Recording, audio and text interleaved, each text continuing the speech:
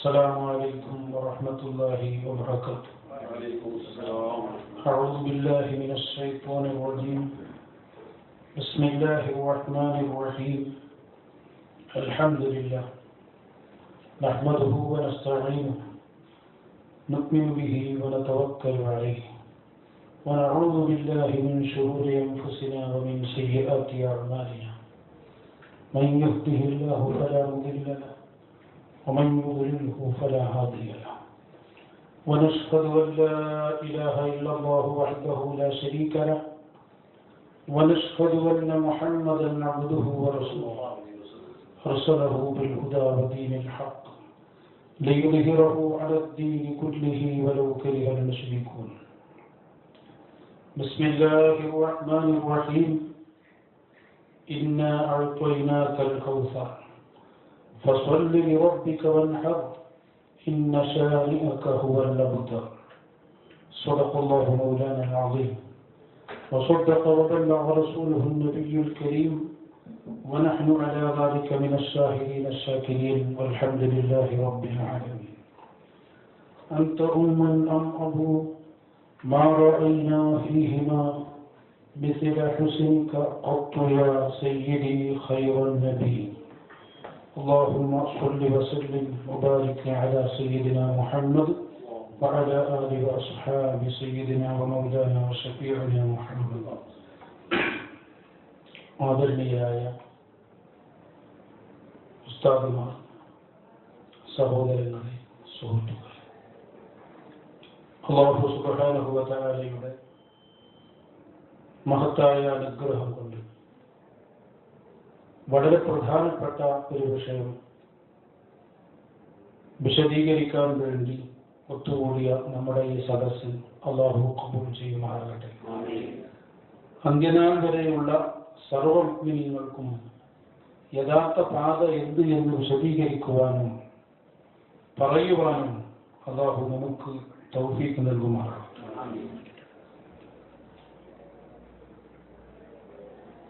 അഹ്ലുസ് സുന്നത്തി വൽ ജമാഅ അത് മാത്രമാണ് യഥാർത്ഥ ദീൻ എന്ന് വിശ്വസിക്കുന്നവരാണ് നാം എല്ലാവരും.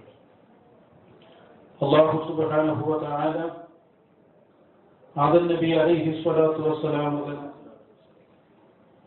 ഹബീബായ മുഹമ്മദ് റസൂലുള്ളാഹി സ്വല്ലല്ലാഹു അലൈഹി വസല്ലം തങ്ങൾ വരെ ഒരുപാട് അമ്പിയാക്കളെയും റസൂലുകളെയും നിയോഗിച്ചത് ഹക്കായ മതം പ്രചരിപ്പിക്കുവാൻ, അത് ജനങ്ങളിലേക്ക് പ്രായോഗികമായി എത്തിച്ചു കൊടുക്കുവാനും വേണ്ടിയാണ്. ഹബീബായ നബി സ്വല്ലല്ലാഹു അലൈഹി വസല്ലം തങ്ങളുടെ ശേഷം ഇനി ഒരു പ്രവാചകൻ വരില്ല. ആ പ്രവാചകന്മാർക്ക് ശേഷം അവരുടെ ദൗത്യ നിർവഹണത്തിനു വേണ്ടി അഷ്റഫുൽ ഖൽഖ് സ്വല്ലല്ലാഹു അലൈഹി വസല്ലം നിയോഗിച്ചത് ഉലമാക്കളെയായിരുന്നു. അൽ ഉലമാ വറസത്തുൽ അംബിയ, അമ്പിയാക്കളുടെ അനന്തരാവകാശികൾ, മഹാന്മാരായ ഖലീഫമാർ, അതുപോലെ മദ്ഹബിന്റെ ഇമാമുകൾ, മാത്രമല്ല നമ്മുടെ കേരളക്കരയിൽ ബഹുമാനപ്പെട്ട ഷെയ്ഖ് സൈനുദ്ദീൻ മഖ്ദൂം റഹ്മത്തുള്ളാഹി അലൈഹി മുതൽ ധാരാളം മഹാന്മാരും സാദാത്യങ്ങളും പണ്ഡിതന്മാരും ജീവിക്കുകയും മുസ്ലിമീങ്ങൾക്ക് യഥാർത്ഥ വഴി കാണിച്ചു തരികയും ചെയ്തു. ഈ മഹാരഥന്മാരായ പണ്ഡിതന്മാരുടെയും സാദാത്തുക്കളുടെയും പാത പിൻപറ്റി മുസ്ലിം കൈരളിയെ സത്യത്തിന്റെ പാതയിലേക്ക് കൊണ്ടുപോകാൻ, വഴി കാണിച്ചു കൊടുക്കാൻ മഹാനായ വരക്കൽ മുല്ലക്കോയ തങ്ങൾ, അതുപോലെയുള്ള അന്നത്തെ പ്രഗത്ഭരായ പണ്ഡിതന്മാർ ഇവിടെ സ്ഥാപിച്ച് നമുക്ക് കാണിച്ചു തന്ന മഹത്തായ പ്രസ്ഥാനമാണ് സമസ്ത കേരള ജംഇയ്യത്തുൽ ഉലമ. വരക്കൽ മുല്ലക്കോയ തങ്ങൾ മുതൽ വലിയ വലിയ സാദാത്യങ്ങളും പണ്ഡിതന്മാരും ആ പ്രസ്ഥാനത്തിന് നേതൃത്വം നൽകുകയും ഇന്ന് ആ മഹാപ്രസ്ഥാനത്തിന്റെ നേതൃനിരയിൽ ഒന്നിരായ ഉലമ സയ്യിദ് അബ്ദുർ റഹ്മാൻ കുഞ്ഞിക്കോയ തങ്ങൾ അല്ലാഹു തആല ആഫിയത്തുള്ള ദീർഘായുസ്സ് നൽകുമാറാകട്ടെ. അതുപോലെ തന്നെ ബഹുമാനപ്പെട്ട ഖമറുൽ ഉലമ ഉസ്താദ് അവറുകൾ, അതുപോലെ അഭിമന്യ ഗുരു സുലൈമാൻ ഉസ്താദ്, അല്ലാഹു തആല നമ്മുടെ പണ്ഡിതന്മാർക്കും നമ്മുടെ സദാത്യങ്ങൾക്കും ഒരുപാട് കാലം നമുക്ക് നേതൃത്വം നൽകാൻ തൗഫീഖ് നൽകുമാറാകട്ടെ. ഈ മഹാരഥന്മാരായ പണ്ഡിതന്മാരും നേതാക്കളും നയിക്കുന്ന ഇന്നത്തെ നമ്മുടെ സമസ്ത കേരള ജംഇയ്യത്തുൽ ഉലമ, അതാണ് മുസ്ലിം കൈരളിക്ക് എന്നല്ല ലോകത്തുള്ള മുസ്ലിമീങ്ങൾക്ക് തന്നെ മാതൃകയാക്കി എല്ലാ കാലങ്ങളിലുമുള്ള പണ്ഡിതന്മാരുടെ ഉപദേശങ്ങളും നിർദ്ദേശങ്ങളും സ്വീകരിച്ച് മുസ്ലിം കൈരളിക്ക് നേതൃത്വം നൽകിക്കൊണ്ടിരിക്കുകയാണ്. ഈ സമയത്ത് അത് പ്രത്യേകം പറയാനുള്ള കാരണം, ഈ പ്രഭാഷണത്തിന്റെ കാരണവും അതാണ്. ഈ അടുത്ത് നമ്മുടെ നാടുകളിലും നമ്മുടെ പ്രദേശങ്ങളിലുമൊക്കെ ചേലാരി വിഭാഗം വളരെ വ്യാപകമായി ഞങ്ങൾ എന്തുകൊണ്ട് സമസ്തയിലേക്ക് എന്ന് പറഞ്ഞ ഒരു CD പ്രചരിപ്പിക്കുന്നതായി ശ്രദ്ധയിൽപ്പെട്ടതുകൊണ്ടാണ് ഇങ്ങനെ ഒരു പ്രഭാഷണം നടത്തേണ്ടി വന്നത്. അതുകൊണ്ട് തന്നെ ഇതിന്റെ ആദ്യമായി ഈ പ്രഭാഷണത്തിന്റെ ആമുഖത്തിൽ പറയാനുള്ള ഒരു കാര്യം, ഇന്ന് അഹ്ലുസുന്നത്തി വൽ ജമാഅയുടെ യഥാർത്ഥ മുഖം സമൂഹത്തിന് കാണിച്ചു കൊടുക്കുന്നതും നേതൃത്വം നൽകുന്നതും മഹാന്മാരായ പണ്ഡിതന്മാർ, മഹാനായ താജുൽ ഉലമ സയ്യിദ് അവറുകളും ഖമറുൽ ഉലമ ഉസ്താദ് അവറുകളും നമ്മുടെ പണ്ഡിതന്മാരും ഉസ്താദുമാരും നേതൃത്വം നൽകുന്ന സമസ്ത കേരള ജംഇയ്യത്തുൽ ഉലമ ആണ് എന്ന കാര്യത്തിൽ ഒരു തർക്കവുമില്ല എന്ന് ആദ്യമായി ഓർമ്മപ്പെടുത്തുകയാണ്. എന്തുകൊണ്ട് സമസ്തയിലേക്ക് എന്ന ഒരു CD വ്യാപകമായി പ്രചരിപ്പിക്കപ്പെടുമ്പോൾ പല സഹോദരങ്ങളും വിളിച്ച് അന്വേഷിക്കുകയും അങ്ങനെ ഒരു മാറ്റം സംഭവിച്ചിട്ടുണ്ടോ എന്നറിയാൻ വേണ്ടി ആഗ്രഹിക്കുകയും ചെയ്തു. അതുകൊണ്ട് ഒന്ന് രണ്ട് കാര്യങ്ങൾ ഇവിടെ തുറന്നു പറയുകയാണ്. ആ CD-യിൽ പറഞ്ഞ കാര്യങ്ങൾ എന്താണെന്നും എന്താണ് അതിന്റെ വിശദീകരണമെന്നും യഥാർത്ഥത്തിൽ ഇവിടെ വിശദീകരിക്കപ്പെടേണ്ടത് അത്യാവശ്യമായതുകൊണ്ട് പറയുന്നു. സത്യത്തിൽ എന്തുകൊണ്ട് സമസ്തയിലേക്ക് എന്ന് പേരിട്ട് പൊതുജനങ്ങൾക്ക് കേൾക്കാൻ വേണ്ടി ഒരു CD-യായി പ്രസംഗിച്ച ഒരു വസ്തുവല്ല ആ കേസറ്റ് അല്ലെങ്കിൽ ആ CD എന്ന് ആദ്യമായി ഓർമ്മപ്പെടുത്തുകയാണ്. പിന്നെ എന്താണ് അതിന്റെ സംഭവം? ഈ അടുത്ത് മഹാനായ അഷ്റഫുൽ ഖൽഖ് മുഹമ്മദ് റസൂലുള്ളാഹി സ്വല്ലല്ലാഹു അലൈഹി വസല്ലം എന്നവരുടെ ശഅർ മുബാറക്കുമായി ബന്ധപ്പെട്ടും അതുപോലെ തന്നെ നമ്മുടെ പണ്ഡിതന്മാർക്കിടയിലും നമ്മുടെ മഹത്തായ നേതൃത്വത്തിന്റെ ഇടയിലും പ്രശ്നങ്ങൾ ഉണ്ടാക്കാൻ വേണ്ടി ശ്രമിക്കുകയും അതുപോലെ തന്നെ വളരെ കൂടുതൽ സമൂഹത്തിനിടയിൽ ചിത്രങ്ങൾ ഉണ്ടാക്കാൻ വേണ്ടി ശ്രമിക്കുകയും ചെയ്ത ഒന്ന് രണ്ട് ആളുകൾ, അവർ നമ്മളെ വിദഗ്ധമായി ചതിച്ച് വഞ്ചിച്ച് അതൊരു CD-യാക്കി പുറത്തുപെടുകയായിരുന്നു എന്ന് ആദ്യമായി ഓർമ്മപ്പെടുന്നു. വ്യക്തമായി പറഞ്ഞാൽ നമുക്കറിയാം, ഇന്നലെ അല്ലെങ്കിൽ കഴിഞ്ഞ ദിവസം ചേലാരി വിഭാഗത്തിന്റെ കോഴിക്കോട്ടെ സമ്മേളനത്തിൽ അവരുടെ സമ്മേളനത്തിന്റെ പ്രധാന അതിഥി എന്ന് പറഞ്ഞ് കയറി വന്ന മുഹമ്മദ് രാമദൻ, അദ്ദേഹം യഥാർത്ഥത്തിൽ നമ്മളെ കൊണ്ട് പ്രസംഗിപ്പിച്ച് അത് പൊതുജനങ്ങൾക്ക് കൊടുത്ത് നമ്മളെ വഞ്ചിച്ചതായിരുന്നു എന്ന് ആമുഖമായി ഓർമ്മപ്പെടുത്തുന്നു. അവിടെ ഞാൻ ഒരു കാര്യം കൂടി തുറന്നു പറയുന്നു. ഇനി അത് പറയാതിരുന്നിട്ട് കാര്യമില്ല. അദ്ദേഹം എല്ലാവർക്കും അറിയാം, സാധാരണയായി നമ്മൾ പ്രസംഗത്തിന് പോകുമ്പോഴും സംവാദത്തിന് പോകുമ്പോഴും എല്ലാം പലപ്പോഴും അദ്ദേഹം ഞങ്ങളുടെ കൂടെ ഉണ്ടായിരുന്നു എന്നത് ഒരു സത്യമാണ്. അത് നിഷേധിക്കുന്നില്ല. നമ്മൾ ഒരു മനുഷ്യനെ കാണുമ്പോൾ അല്ലെങ്കിൽ ഒരാളെ വിലയിരുത്തുമ്പോൾ അദ്ദേഹത്തിൽ നിന്ന് സുന്നത്ത് ജമാഅത്തിന് അല്ലെങ്കിൽ നമ്മുടെ ഈ ആദർശ പോരാട്ടത്തിന് വല്ല രൂപത്തിലും എന്തെങ്കിലും നെഫ്റ്റ് ഉപകാരം കിട്ടുമോ എന്ന് നോക്കിയിട്ട് അയാൾ ഉപയോഗപ്പെടുത്തുക എന്ന് ചിന്തിച്ചുകൊണ്ട് മാത്രം ഈ മനുഷ്യനെ യഥാർത്ഥത്തിൽ 2-3 വർഷങ്ങൾക്ക് മുമ്പാണ് നമ്മുടെ കൂടെ കൂട്ടിയിട്ട് ഈ വിഷയത്തിൽ നമ്മൾ സഹകരിപ്പിക്കുന്നത്. പക്ഷേ ഇവരുടെ എല്ലാ കാര്യത്തിൽ നമ്മൾ നോക്കുമ്പോൾ വളരെ വ്യക്തമായ ചില കാര്യങ്ങളുണ്ട്. ഇപ്പൊ ഈ അടുത്ത് വളരെ നമ്മുടെ കേരളത്തിലും പല സ്ഥലങ്ങളിലും വളരെ വലിയ വിവാദമുണ്ടാക്കിയ മറ്റൊരു വ്യക്തിയാണല്ലോ ജിഷാൻ.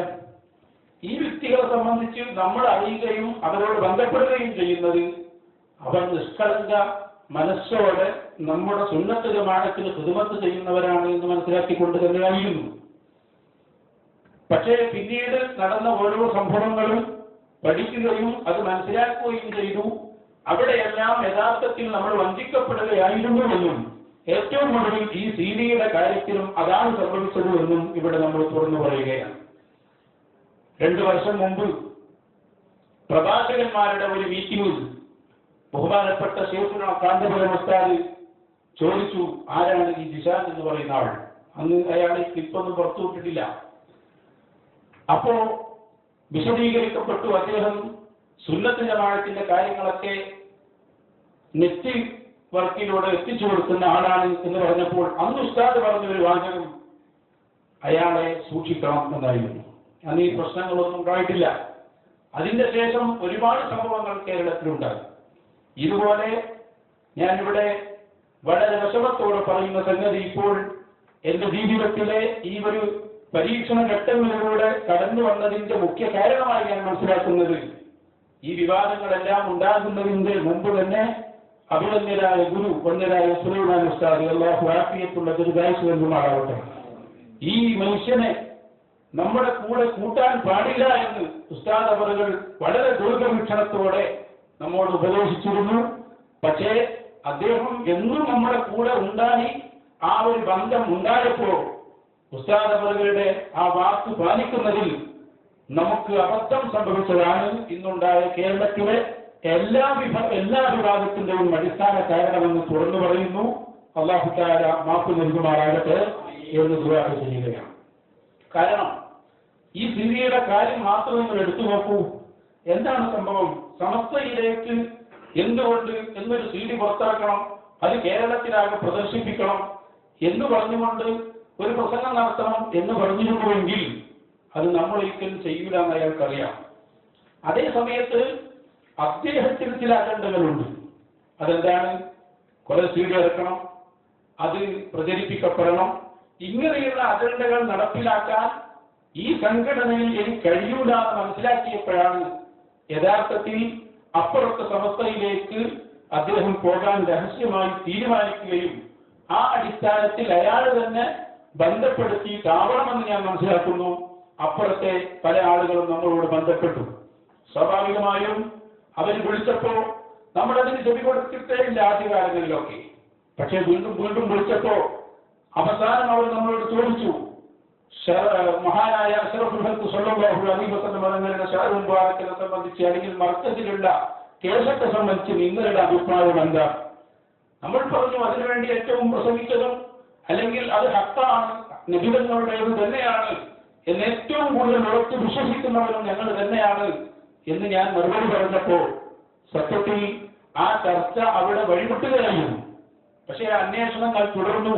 സംഘടനാപരമായ അഭിപ്രായ വ്യത്യാസങ്ങൾ ഉണ്ടായ സാഹചര്യം മുതലെടുത്തുകൊണ്ട് അത്തരം ഒരു ചിന്തയിലേക്ക് എന്ന് പറഞ്ഞാൽ നമ്മുടെ ഈ കേരളത്തിൽ 2 പ്രധാന സംഘടനകൾ, ചേളാരി വിഭാഗവും മഹാന്മാരായ പണ്ഡിതന്മാർ നേതൃത്വം നൽകുന്ന നമ്മുടെ സമസ്തകളുടെ ജമിയത്തുകളുടെയും ഈ 2 സംഘടനകളെ സംബന്ധിച്ച് നമുക്കൊരു പഠനം നടത്താം, ഒന്ന് വിലയിരുത്താം എന്ന് പറഞ്ഞപ്പോ ഞാൻ പറഞ്ഞു, ആവാം, നമുക്ക് ഒരു പഠനം നടത്തി എന്താണ് കുഴപ്പം എന്ന് പറഞ്ഞിട്ട് രാത്രി പെട്ടെന്ന് ഒരു ദിവസം വിളിച്ചു കൊണ്ടുപോയി എന്നോട് പറഞ്ഞു, സമസ്ത കേരള ജംഇയ്യത്തുൽ ഉലമ എന്ന് പറയുന്നത് ചേളാരിയിലെ അവർ നേതൃത്വം നൽകുന്ന സമസ്തയാണ് എന്ന് സ്ഥാപിച്ചുകൊണ്ട് ഒരു പ്രസംഗം നമുക്ക് നടത്താം.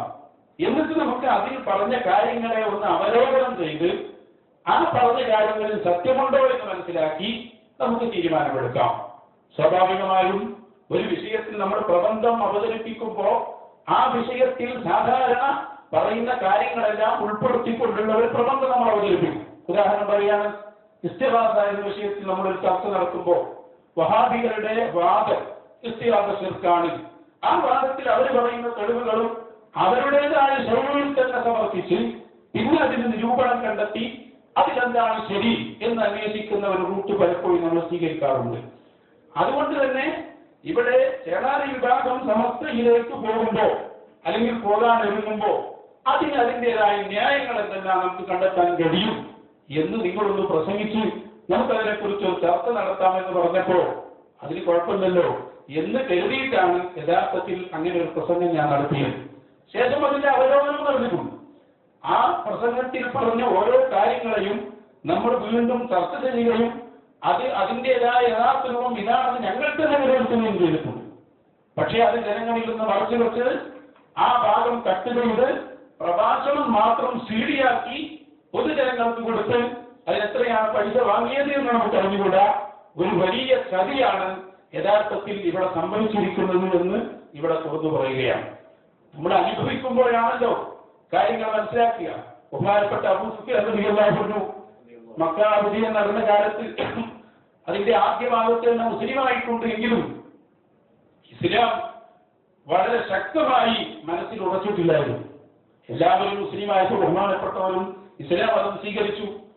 പക്ഷേ അവിടെ നമുക്ക് കാണാം, ഒരു പാറക്കല്ലിന്റെ മുകളിലിരുന്ന് അന്ന് അബൂ സുഫിയാൻ റളിയല്ലാഹു അൻഹു ചിന്തിച്ചു, മുഹമ്മദ് നബി സ്വല്ലല്ലാഹു അലൈഹി വസല്ലമ 10,000-കണക്കിന് ആളുകളുമായി ഈ മക്കയിലേക്ക് കടന്നു വന്നപ്പോ ഞാനും ഒരു വലിയ സൈന്യം ഇവിടെ തയ്യാറാക്കി വെച്ചിട്ടുണ്ടായിരുന്നുവെങ്കിൽ എന്ന് ബഹുമാനപ്പെട്ട അബൂ സുഫിയാൻ തങ്ങളുടെ മനസ്സിൽ പറഞ്ഞിട്ടില്ല. മനസ്സിൽ ഒരു ചിന്ത നടന്നപ്പോ ബഹുമാനപ്പെട്ട മുഹമ്മദ് റസൂലുള്ളാഹി സ്വല്ലല്ലാഹു അലൈഹി വസല്ലം നേരെ പിന്നിലൂടെ വന്ന് നബി സല്ലല്ലാഹു അലൈഹി വസല്ലം തങ്ങൾ അബൂ സുഫിയാൻ തങ്ങൾ ചിന്തിച്ച് മനസ്സിലാക്കുന്ന അക്കാര്യം അത് മനസ്സിലാക്കിയിട്ട് കുഫിയടുത്തുള്ള വസ്തുവിനെ പോലെ എന്ന് പറഞ്ഞ പോലെ ബഹുമാനപ്പെട്ട നബി സല്ലല്ലാഹു അലൈഹി വസല്ലം അതിന്റെ ബാക്കി അങ്ങോട്ട് പറഞ്ഞു കൊടുക്കുകയാണ്. നിങ്ങൾ അങ്ങനെ ഒരു സൈന്യത്തെ ഉണ്ടാക്കിയിരുന്നുവെങ്കിൽ അല്ലാഹു നിങ്ങളെ നശിപ്പിക്കുമായിരുന്നു, നിങ്ങനാക്കുമായിരുന്നു. അബൂ സുഫിയാൻ റളിയല്ലാഹു അൻഹു എഴുന്നേറ്റ് നിന്നുകൊണ്ട് പറഞ്ഞു, അല്ലാഹുവിന്റെ റസൂലിനോട് ഇപ്പോൾ ഞാൻ ഉറപ്പിക്കുന്നു, അങ്ങ് തന്നെയാണ് ഹബീബായ നബി സല്ലല്ലാഹു അലൈഹി വസല്ലം, എനിക്ക് സംശയങ്ങളില്ല, ഇതെന്റെ അനുഭവത്തിൽ ഞാൻ മനസ്സിലാക്കുന്നു എന്ന് പറഞ്ഞ പോലെ മുഹമ്മദ് രാമന്തലിയെ ഒഴിവാക്കണം എന്ന് മനസ്സിലായ ഉസ്താദുകൾ എന്നോട് നിർദ്ദേശിച്ച സമയത്ത് ഞാൻ എന്റെ ബുദ്ധിമോശം കൊണ്ടോ അല്ലെങ്കിൽ എന്റെ വിവരക്കേട് കൊണ്ടോ അതിന്റെ ആഴം മനസ്സിലാക്കാൻ കഴിയാതെ പോയി. അൽഹംദുലില്ലാഹ് ഞാൻ ഇപ്പോൾ അനുഭവിച്ച് പഠിച്ചിരിക്കുകയാണ്. ഉസ്താദുകളുടെ കറാമത്താവണം, അല്ലെങ്കിൽ അവിടുത്തെ മനസ്സിന് വല്ല ചെറിയൊരു വേദനയെങ്കിലും വന്നതാവണം ഇത്രയും വലിയ പ്രശ്നങ്ങൾ മുഴുവനും ഉണ്ടായത് എന്ന് തന്നെയാണ് ഞാൻ അതിനെ സംബന്ധിച്ച് മനസ്സിലാക്കുന്നത്. അല്ലാഹു നമ്മുടെ ഉസ്താദുമാരുടെ ദർജ വർദ്ധിപ്പിച്ചു കൊടുക്കുവാനാവട്ടെ. ഇനി ഇവിടെ നിന്ന് അങ്ങോട്ടുള്ള മുഴുവൻ സമയങ്ങളിലും ഉസ്താദുമാരുടെ നിർദ്ദേശങ്ങൾ പാലിച്ചുകൊണ്ട് നമുക്ക് ജീവിക്കാൻ അല്ലാഹു തൗഫീഖ് നൽകുമാറാവട്ടെ. അപ്പൊ ഒന്നാമതായി നമുക്ക് പറയാനുള്ള കാര്യം, ഇത് കേൾക്കുന്ന എല്ലാവരോടും പൊതുജനങ്ങൾക്ക് നൽകാൻ വേണ്ടി പ്രസംഗിച്ച ഒരു CD അല്ലാതെ അത് വിഷയങ്ങളെ ഒന്ന് സംഗ്രഹിച്ച് ഒന്ന് വിലയിരുത്താൻ വേണ്ടി നടത്തിയ ഒരു പ്രസംഗമാണ്. അത് അതേ ശൈലിയിൽ തന്നെ ഒരാൾ അങ്ങോട്ട് പോകുമ്പോൾ നടത്തുന്ന അതേ എന്നോട് അങ്ങനെ തന്നെയാണ് പറഞ്ഞത്. അങ്ങനെ തന്നെ നടത്തണം, എന്നാലേ അത് നമുക്ക് ഉൾക്കൊള്ളാൻ കഴിയൂ. യഥാർത്ഥത്തിൽ പിന്നെ നമ്മളതിനെ അവലോകനം ചെയ്തിട്ടുണ്ട്, അതിന്റെ വിശദീകരണം കൊടുത്തിട്ടുണ്ട്. വിശദീകരണം കൊടുത്തിട്ട് അതിന്റെ CD-യും ഒക്കെ മുമ്പിലായി തന്നെയാണല്ലോ.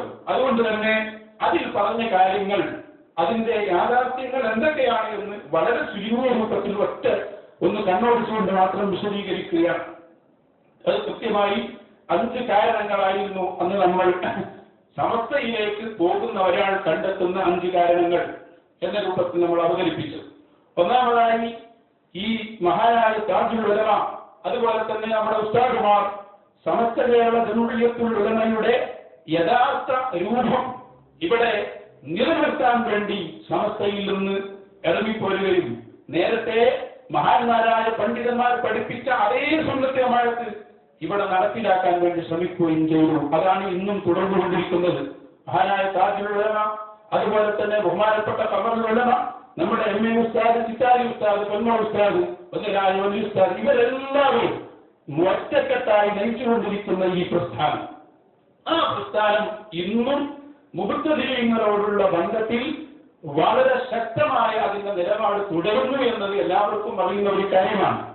അപ്പോ ഇവിടെ നാം ആ CD-യിൽ പറഞ്ഞ ഒരു കാര്യം, പഴയ കാലങ്ങളിൽ നിന്ന് വ്യത്യസ്തമായി നമ്മുടെ സമസ്തയും കീഴ്ഘടകങ്ങളും വഹാബികളോടും ജമാഅത്തെ ഇസ്ലാമിക്കാരോടുമുള്ള ആ ഒരു ബന്ധത്തിൽ, അല്ലെങ്കിൽ തീരെ ബന്ധം പാടില്ല എന്ന് പറഞ്ഞിടത്ത് നിന്ന് അല്പം താഴോട്ട് ഇറങ്ങിയിട്ടുണ്ട് എന്ന് കണ്ടെത്തുകയായിരുന്നു ഒന്നാമതായി അതിൽ പറഞ്ഞ കാര്യം.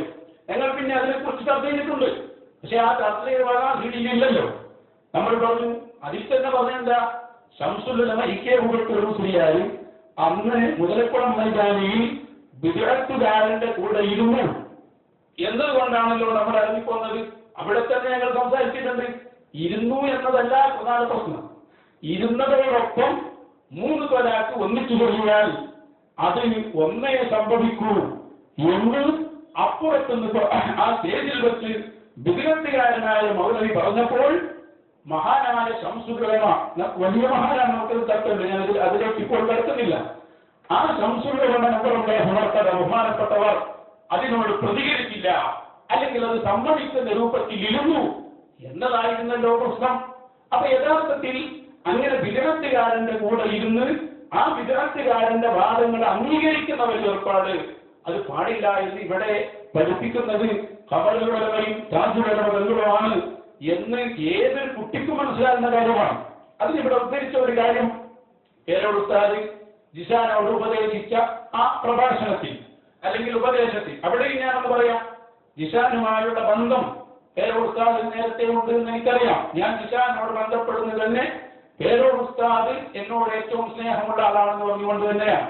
അവിടെയും ഞാൻ എല്ലാവരോടും പറയുന്ന ഒരു സംഗതി, പലരും ചോദിക്കാറുണ്ട്, പെരുമള ഉസ്താദും അല്ലെങ്കിൽ ഈ പേരോട് ഉസ്താദും ഒക്കെ എന്തിനാണ് ഈ ജിസാൻ എന്ന ഈ വ്യക്തിയോട് ഇത്ര കൂടുതൽ സംസാരിച്ചത് അല്ലെങ്കിൽ ഇത്ര ബന്ധം സ്ഥാപിച്ചത് എന്നതിന് ഒരു അടിസ്ഥാന കാരണമുണ്ട്. അതെന്താണ്? ഇയാൾ പേരോട് ഉസ്താദിന്റെ വണ്ടിയിൽ തന്നെ കയറി സുന്നത്ത് ജമാഅത്തിന്റെ ആശയങ്ങളെ പഠിക്കുന്നു എന്ന് പറഞ്ഞിട്ടാണ് കൂടെ നടന്നത്. ഗൾഫിൽ നിന്ന് എന്നെ വിളിക്കാറുണ്ട്, ഈ പറഞ്ഞ പണ്ഡിതന്മാരെല്ലാം വിളിക്കാറുണ്ട്. ആ വിളിക്കുന്നതൊന്നും ദുന്യവിയായുള്ള ആവശ്യത്തിനോളം വിളിക്കാറില്ല. വിളിക്കുന്നത് ഇസ്തിറാദിയുടെ തെളിവ് ചോദിച്ച് അല്ലെങ്കിൽ തവസ്സുലിന്റെ തെളിവ് ചോദിച്ച് ഇങ്ങനെ പണ്ഡിതന്മാരുമായി ബന്ധം സ്ഥാപിക്കുകയും ആ ബന്ധം മുതലെടുത്തുകൊണ്ട് പിന്നീട് അവരെ വഞ്ചിക്കുകയും ചെയ്തു എന്നതാണ് അതിന്റെ ശരി. അപ്പൊ ചുരുക്കത്തിൽ ഞാൻ പറഞ്ഞു വന്നത്, ആ 4.5 മണിക്കൂറുള്ള ഉപദേശത്തിൽ പേരോട് ഉസ്താദിനോട് ജിസാൻ ചോദിക്കുന്ന ഒരു ചോദ്യമുണ്ടായിരുന്നു. ആ ചോദ്യവുമായി ബന്ധപ്പെട്ട ഒരു കുറിപ്പാണ് നമ്മൾ പറഞ്ഞിട്ടുള്ളത്. അഥവാ മുബത്തദിഈങ്ങളോടുള്ള ബന്ധം അത് അവർക്കുള്ള മജ്‌ലിസിൽ നമ്മൾ പെട്ടുപോയാൽ അതൊരു ഉദാഹരണം എന്ന് പറയുന്നു.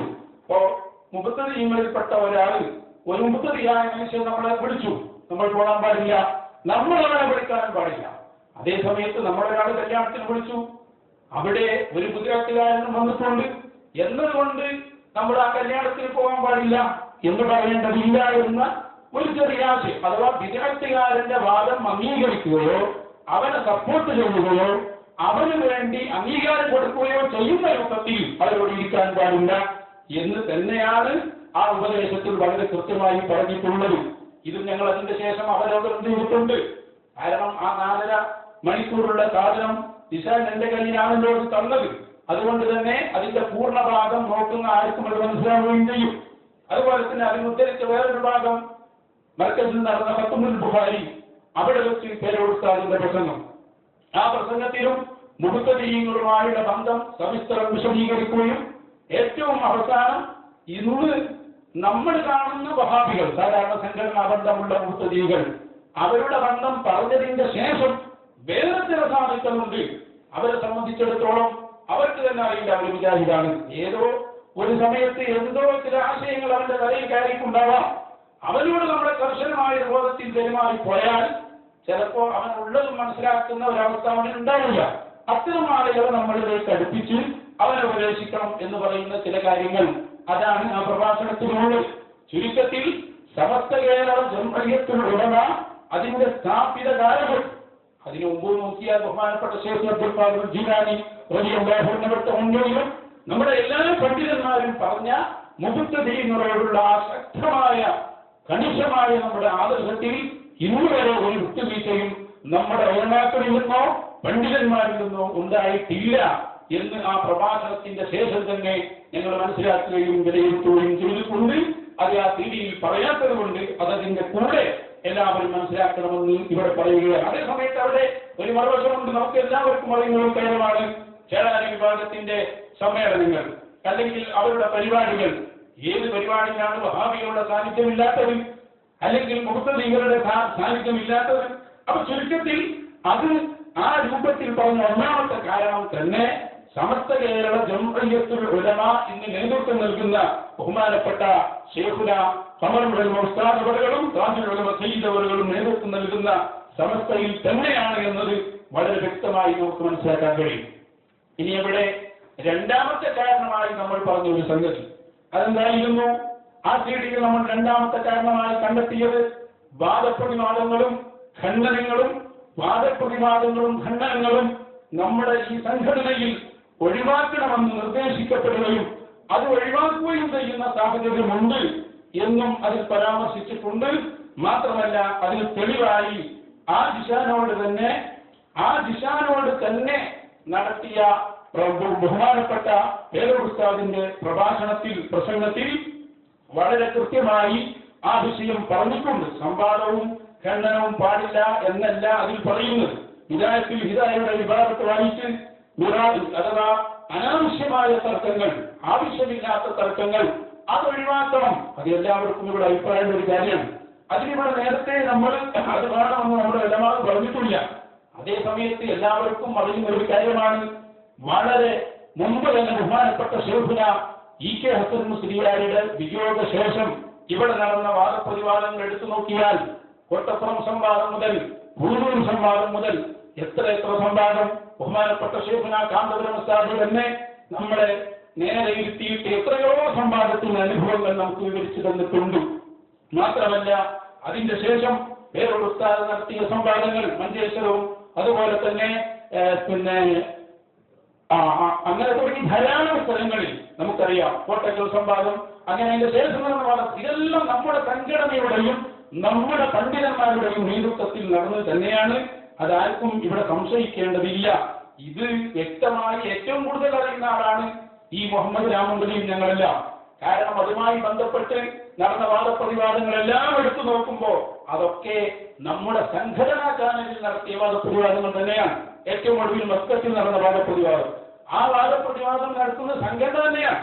അവിടുത്തെ ഔദ്യോഗിക സംഘടനയായ മസ്കത്ത് ICF-ന്റെ നേതൃത്വത്തിലായിരുന്നു ആ വാദപ്രതിവാദം നടന്നത്.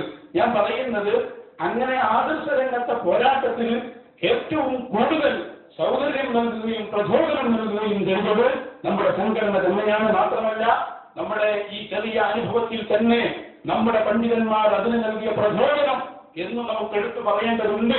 ഈ അടുത്ത് മൂവാറ്റുപുഴ സംവാദത്തിന് പോയപ്പോ ബഹുമാനപ്പെട്ട താജുൽ ഉലമ സയ്യിദ് അവറുകൾ അല്ലാഹുവിടത്തേക്ക് ആഫിയത്തുള്ള ദീർഘായുസ്സ് കൊടുക്കുമാറാവട്ടെ, മഹാനായ തങ്ങളുടെ സമീപത്ത് അതിന് സമ്മതം കിട്ടാൻ വേണ്ടി നമ്മൾ ചെന്നു. അപ്പൊ ബഹുമാനപ്പെട്ടവർ പറഞ്ഞത് വാദപ്രതിവാദത്തിന് പോകുന്നു, തങ്ങൾ ദുആ ചെയ്യണമെന്ന് പറഞ്ഞപ്പോ വഹാബികളോടാണോ എങ്കിൽ അത് വിജയിച്ചു, ധൈര്യമായി പോയിക്കോളൂ എന്ന് പറഞ്ഞു. പിന്നെയും അവിടെ നിന്നപ്പോ പറഞ്ഞു, പോകാനല്ലോ പറഞ്ഞത്, നിന്റെ മുന്നിലും പിന്നിലും ഞാനുണ്ടാകും, ധൈര്യമായി പോയിക്കോളൂ എന്ന് പറഞ്ഞ് ഞങ്ങളെ ആശീർവദിച്ച് വിട്ട നേതാവാണ് ബഹുമാനപ്പെട്ട താജുൽ ഉലമ സയ്യിദ് അവറുകൾ. മാത്രമല്ല ബഹുമാനപ്പെട്ട സുലൈമാൻ ഉസ്താദ് അല്ലാഹു ആഫിയത്തുള്ള ദീർഘായുസ്സ് നൽകുമാറാകട്ടെ. ചെറുപ്പത്തിൽ കൊണ്ടോട്ടി മുതൽ കോട്ടക്കൽ എന്ന് തുടങ്ങി ഏതൊക്കെ വാദപ്രതിവാദങ്ങൾ നടത്തിയിട്ടുണ്ടോ ആ വാദപ്രതിവാദങ്ങളിൽ മുഴുവനും നമുക്ക് നിർദ്ദേശങ്ങൾ നൽകുകയും ദുആ ചെയ്തുവന്നതും ആശീർവദിച്ചതും വന്നരായ ഗുരുവര്യരാണ്. ഓരോരുത്തരെയും പ്രത്യേകം എടുത്തു പറയേണ്ടതില്ല, ഒറ്റ വാക്കും കൂടി അവിടെ പറയാം. ഈ സംഘടനയും ഈ പ്രസ്ഥാനവും ആദർശ രംഗത്ത് നൽകുന്ന ഈ വലിയ പ്രചോദനത്തിന്റെ ഒരു 10 ഭാഗം പോലും ചേരാരി സമസ്തയിൽ കാണാൻ പറ്റില്ല എന്ന് ആർക്കാണ് അറിയാൻ കഴിയാത്തത്? അവിടെ ആളില്ലാത്തത് കൊണ്ടാണോ അല്ലാഹു? ഞാൻ പറയുന്നത് ബഹുമാനപ്പെട്ട കമറുൽ ഉസ്താദ് അവറുകൾ ഇപ്പൊ ഈ അടുത്ത് മസ്കത്തിലേക്ക് പോകുന്നതിന്റെ 4 മണിക്കൂർ വിളിച്ചു വരുത്തിയിട്ട് ഉസ്താദ് അവറുകൾ എന്തൊക്കെ ചോദിക്കണം, എന്തൊക്കെ പറയണം, അത് കഴിഞ്ഞ് മസ്കത്ത് എയർപോർട്ടിൽ ഇറങ്ങിയതിന്റെ ശേഷം വീണ്ടും വിളിച്ചു, എല്ലാം റെഡിയായില്ലേ, ഇനി എന്തെങ്കിലും റെഡി ആവാനുണ്ടോ? അങ്ങനെ വാദപ്രതിവാദം കഴിഞ്ഞ് ഈ ഉസ്താദ് കേരളത്തിലാണുള്ളത്. 3-3:30 സമയത്ത് അവിടെ വാദപ്രതിവാദം കഴിഞ്ഞ് ഇന്റർനെറ്റ് ക്ലാസ് റൂമുകളിൽ നമ്മളതിന്റെ ആഘോഷം നടത്തുമ്പോൾ ഉസ്താദ് അവറുകൾ 3-3:30 സമയത്ത് ഇന്റർനെറ്റിൽ കയറി നമ്മുടെ സംവാദം കേട്ടുകൊണ്ടും ആശംസ അറിയിക്കുകയും ദുആ ചെയ്യുകയും ചെയ്യും. ഞാൻ പറയുന്നത് ഇത് വളരെ വ്യക്തമായ ഒരു കാര്യമാണ്. ഇതൊക്കെ നമ്മൾ വിലയിരുത്തിയിട്ടുണ്ട്. ഈ പ്രസംഗം മാത്രം കേൾക്കുന്നവരാണ്. ആ പ്രസംഗത്തിന്റെ ശേഷം നടന്ന വിലയിരുത്തലുകൾ കേൾക്കാതെ പോയാൽ അത് ജനങ്ങളോടുള്ള വഞ്ചനയാകുമെന്ന് മനസ്സിലാക്കിയിട്ട് തന്നെയാണ് ഇങ്ങനെ ഒരു പ്രസംഗം അടിയന്തരമായി നമ്മൾ നടത്തുന്നത് എന്നുകൂടി ഇവിടെ അറിയിക്കുകയാണ്. ഇനി നമ്മൾ നോക്കൂ, ഓരോന്നും പറയേണ്ടതില്ല. ഏതായാലും ഈ ഭാഗത്തിന് എന്തിനാണ് ഇവിടെ സമയമുള്ളത്? എന്തിനാണ് അവർക്ക്, ഏത് പണിയാണ് അവർക്കുള്ളതെല്ലാം തടഞ്ഞുകൂടെ? ആകെ 2 അജണ്ടകൾ മാത്രമേ അവരുടെ ജീവിതത്തിൽ ഉണ്ടായിട്ടുള്ളൂ. ഒന്ന്, ബഹുമാനപ്പെട്ട കാന്തപുരം ഉസ്താദിന് തെളി പറയുക എന്നത് മാത്രം. അതുപോലെ തന്നെ അവരുടെ രാഷ്ട്രീയ സംഘടനകൾക്ക് നേട്ടമുണ്ടാക്കി കൊടുക്കുക എന്നതിലുപരി ഒരു ലക്ഷ്യവുമില്ല എന്ന് കേരളം എപ്പോഴും കാണുന്ന ഒരു സംഗതിയാണ്. അത് പ്രത്യേകിച്ച് കേരളത്തിലെ ജനങ്ങൾക്ക് പറഞ്ഞു കൊടുക്കേണ്ടതില്ല. അതുകൊണ്ട് തന്നെ മഹാന്മാരായ പണ്ഡിതന്മാർ കാണിച്ചു തന്ന ആദർശ പോരാട്ടത്തിന്റെ വഴി അത് നമ്മുടെ സമസ്ത കേരള ജനപ്രിയത്തിലുള്ളവരിൽ തന്നെയാണ് എന്നതിൽ യാതൊരു തർക്കവും ഇല്ല. ഇനി ഞാൻ അവിടെ പറയാം. മൂന്നാമതായി നാം ആ സീഡിയിൽ പറഞ്ഞിരുന്ന വേറൊരു കാരണം അതുകൂടി അവിടെ ഓർമ്മപ്പെടുത്താം. ആത്മീയതയ്ക്കെതിരെയുള്ള അങ്ങനെ തോന്നിപ്പിക്കപ്പെടുന്ന ചില പരാമർശങ്ങൾ അത് നമ്മുടെ സമസ്തയിൽ നടക്കുന്നു എന്ന ഒരു കണ്ടെത്തലായിരുന്നു. അത് ഞങ്ങൾ അതിന്റെ ശേഷം വിലയിരുത്തിയിട്ടുണ്ട്. നമുക്കറിയാം, ആത്മീയതയുടെ പേരിൽ ധാരാളം പിഴച്ചാടുകൾ വന്നിട്ടുണ്ട്, ഇപ്പോഴും വന്നുകൊണ്ടിരിക്കുന്നു, വന്നിട്ടുണ്ട്, ഇനി വരികയും ചെയ്യും. എത്രത്തോളം എന്ന് വെച്ചാൽ മഹാനായ ഹബീബ് മുഹമ്മദ് റസൂലുള്ളാഹി സ്വല്ലല്ലാഹു അലൈഹി വസല്ലം തങ്ങൾ ജീവിച്ചിരിക്കുന്ന കാലത്താണല്ലോ പ്രവാചകൻ എന്ന പേരിൽ തന്നെ പലരും വന്നത്. മുസ്ലിമത്തുൽ കദ്ദാബ് അതിന്റെ ഉദാഹരണമാണ്. അപ്പൊ ഏതൊരു ഒറിജിനൽ വരുമ്പോഴും അതിന്റെ ഡ്യൂപ്ലിക്കേറ്റ് ഉണ്ടാവും. നമ്മുടെ സമസ്ത കേരള ജംഇയ്യത്തുൽ അതിൽ ബഹുമാനപ്പെട്ട താജുലുലമയും ഉസ്താദുകളും നമ്മുടെ മുഴുവൻ ഉസ്താദുമാരും ഏതെല്ലാം വ്യാജ ത്വരീഖത്തുകൾക്കെതിരെ പറഞ്ഞിട്ടുണ്ടോ അത് ദിക്റിനോടുള്ള അല്ലെങ്കിൽ അധികാരികളോടുള്ള വിരോധമല്ല എന്നത് എല്ലാവർക്കും അറിയുന്ന ഒരു കാര്യമാണ്. അതും ആ രൂപത്തിൽ തന്നെ നമ്മൾ മനസ്സിലാക്കണം. ഒന്നുകൂടി അവിടെ പറയാം, വളരെ കൃത്യമായി പറഞ്ഞാൽ ഒറ്റ ത്വരീഖത്ത് ഞാൻ പറയാം. നമ്മുടെ ആലുവയിലുണ്ടല്ലോ ഒരു ത്വരീഖത്ത്. ആ ത്വരീഖത്തിനെ സംബന്ധിച്ച് ഇന്ന് നമുക്കറിയാം, ഏറ്റവും കൂടുതൽ ആലുവ ത്വരീഖത്തിൽ ആള് പോയത് ചേളാരി വിഭാഗത്തിൽ നിന്നായിരുന്നു. എന്തുകൊണ്ടാണത്? അതിനെ വിമർശിക്കുന്നതിൽ അല്ലെങ്കിൽ അതിനെ എതിർക്കുന്നതിൽ വന്ന കാലതാമസമായിരുന്നു യഥാർത്ഥത്തിൽ ഇവിടെ സംഭവിച്ചത്. 6 കൊല്ലം പഠനം നടത്തി എതിർക്കുമ്പോഴേക്ക് പ്രധാനപ്പെട്ട ആളുകളൊക്കെ അങ്ങോട്ട് പോയി എന്നത് വളരെ കൃത്യമായി നമുക്ക് മനസ്സിലാക്കാൻ കഴിയും. അതുകൊണ്ട് തന്നെ വ്യാജ ആത്മീയത അതിനെതിരെ നടക്കുന്ന സമരത്തെ യഥാർത്ഥ ആത്മീയതക്കെതിരെയുള്ള സമരമായി മാറ്റേണ്ടതില്ല, അങ്ങനെ കണ്ടെത്തേണ്ടതുമില്ല എന്ന് അത് നമ്മൾ അതിന്റെ ശേഷം വിലയിരുത്തിയിട്ടുണ്ട് എന്ന് നിങ്ങൾ മനസ്സിലാക്കണം. ഒന്നുകൂടി ഇവിടെ പറയാം, നമ്മളെ സംബന്ധിച്ചിടത്തോളം, സാധാരണക്കാരായ നമ്മളെ സംബന്ധിച്ചിടത്തോളം ഒരു വ്യക്തി അദ്ദേഹത്തിന്റെ സമീപത്തേക്ക് പോകുന്നതും വരുന്നതും ത്വരീഖത്ത് അംഗീകരിക്കുന്നതും ഇതെല്ലാം ഓരോ വ്യക്തികൾക്കും മനസ്സിലാക്കണമെന്ന് പറഞ്ഞാൽ അത് വളരെ പ്രയാസമുള്ള ഒരു കാര്യമാണ്. അതുകൊണ്ടാണല്ലോ മഹാന്മാരായ പണ്ഡിതന്മാർക്ക് തന്നെ, വലിയ വലിയ മശായിഖന്മാർക്ക് തന്നെ പലപ്പോഴും ഇത്തരം ആളുകളെ കണ്ടെത്താനോ മനസ്സിലാക്കാനോ കഴിയാതെ പോയത് ഈ വിഷയത്തിൽ ആഴമേറിയ ഇൽമ് ആവശ്യമാണ് എന്നതുകൊണ്ട് തന്നെയാണ്. അതുകൊണ്ട് തന്നെ ഇവിടെ കേരളത്തിൽ ഒരു ത്വരീഖത്ത് വരുമ്പോൾ അല്ലെങ്കിൽ ഒരാൾ വരുമ്പോൾ ആ ആളെ സംബന്ധിച്ച് എന്താണോ നമ്മുടെ നിലപാട് എന്ന് ചോദിച്ചാൽ ആ ആളെ സംബന്ധിച്ച് നമ്മുടെ പണ്ഡിത സംഘടനയുടെ നിലപാട് എന്താണോ അതാണ് നമ്മുടെ ഈ നിലപാട്. അത് ഏത് വിഷയത്തിലും അങ്ങനെയാണ്.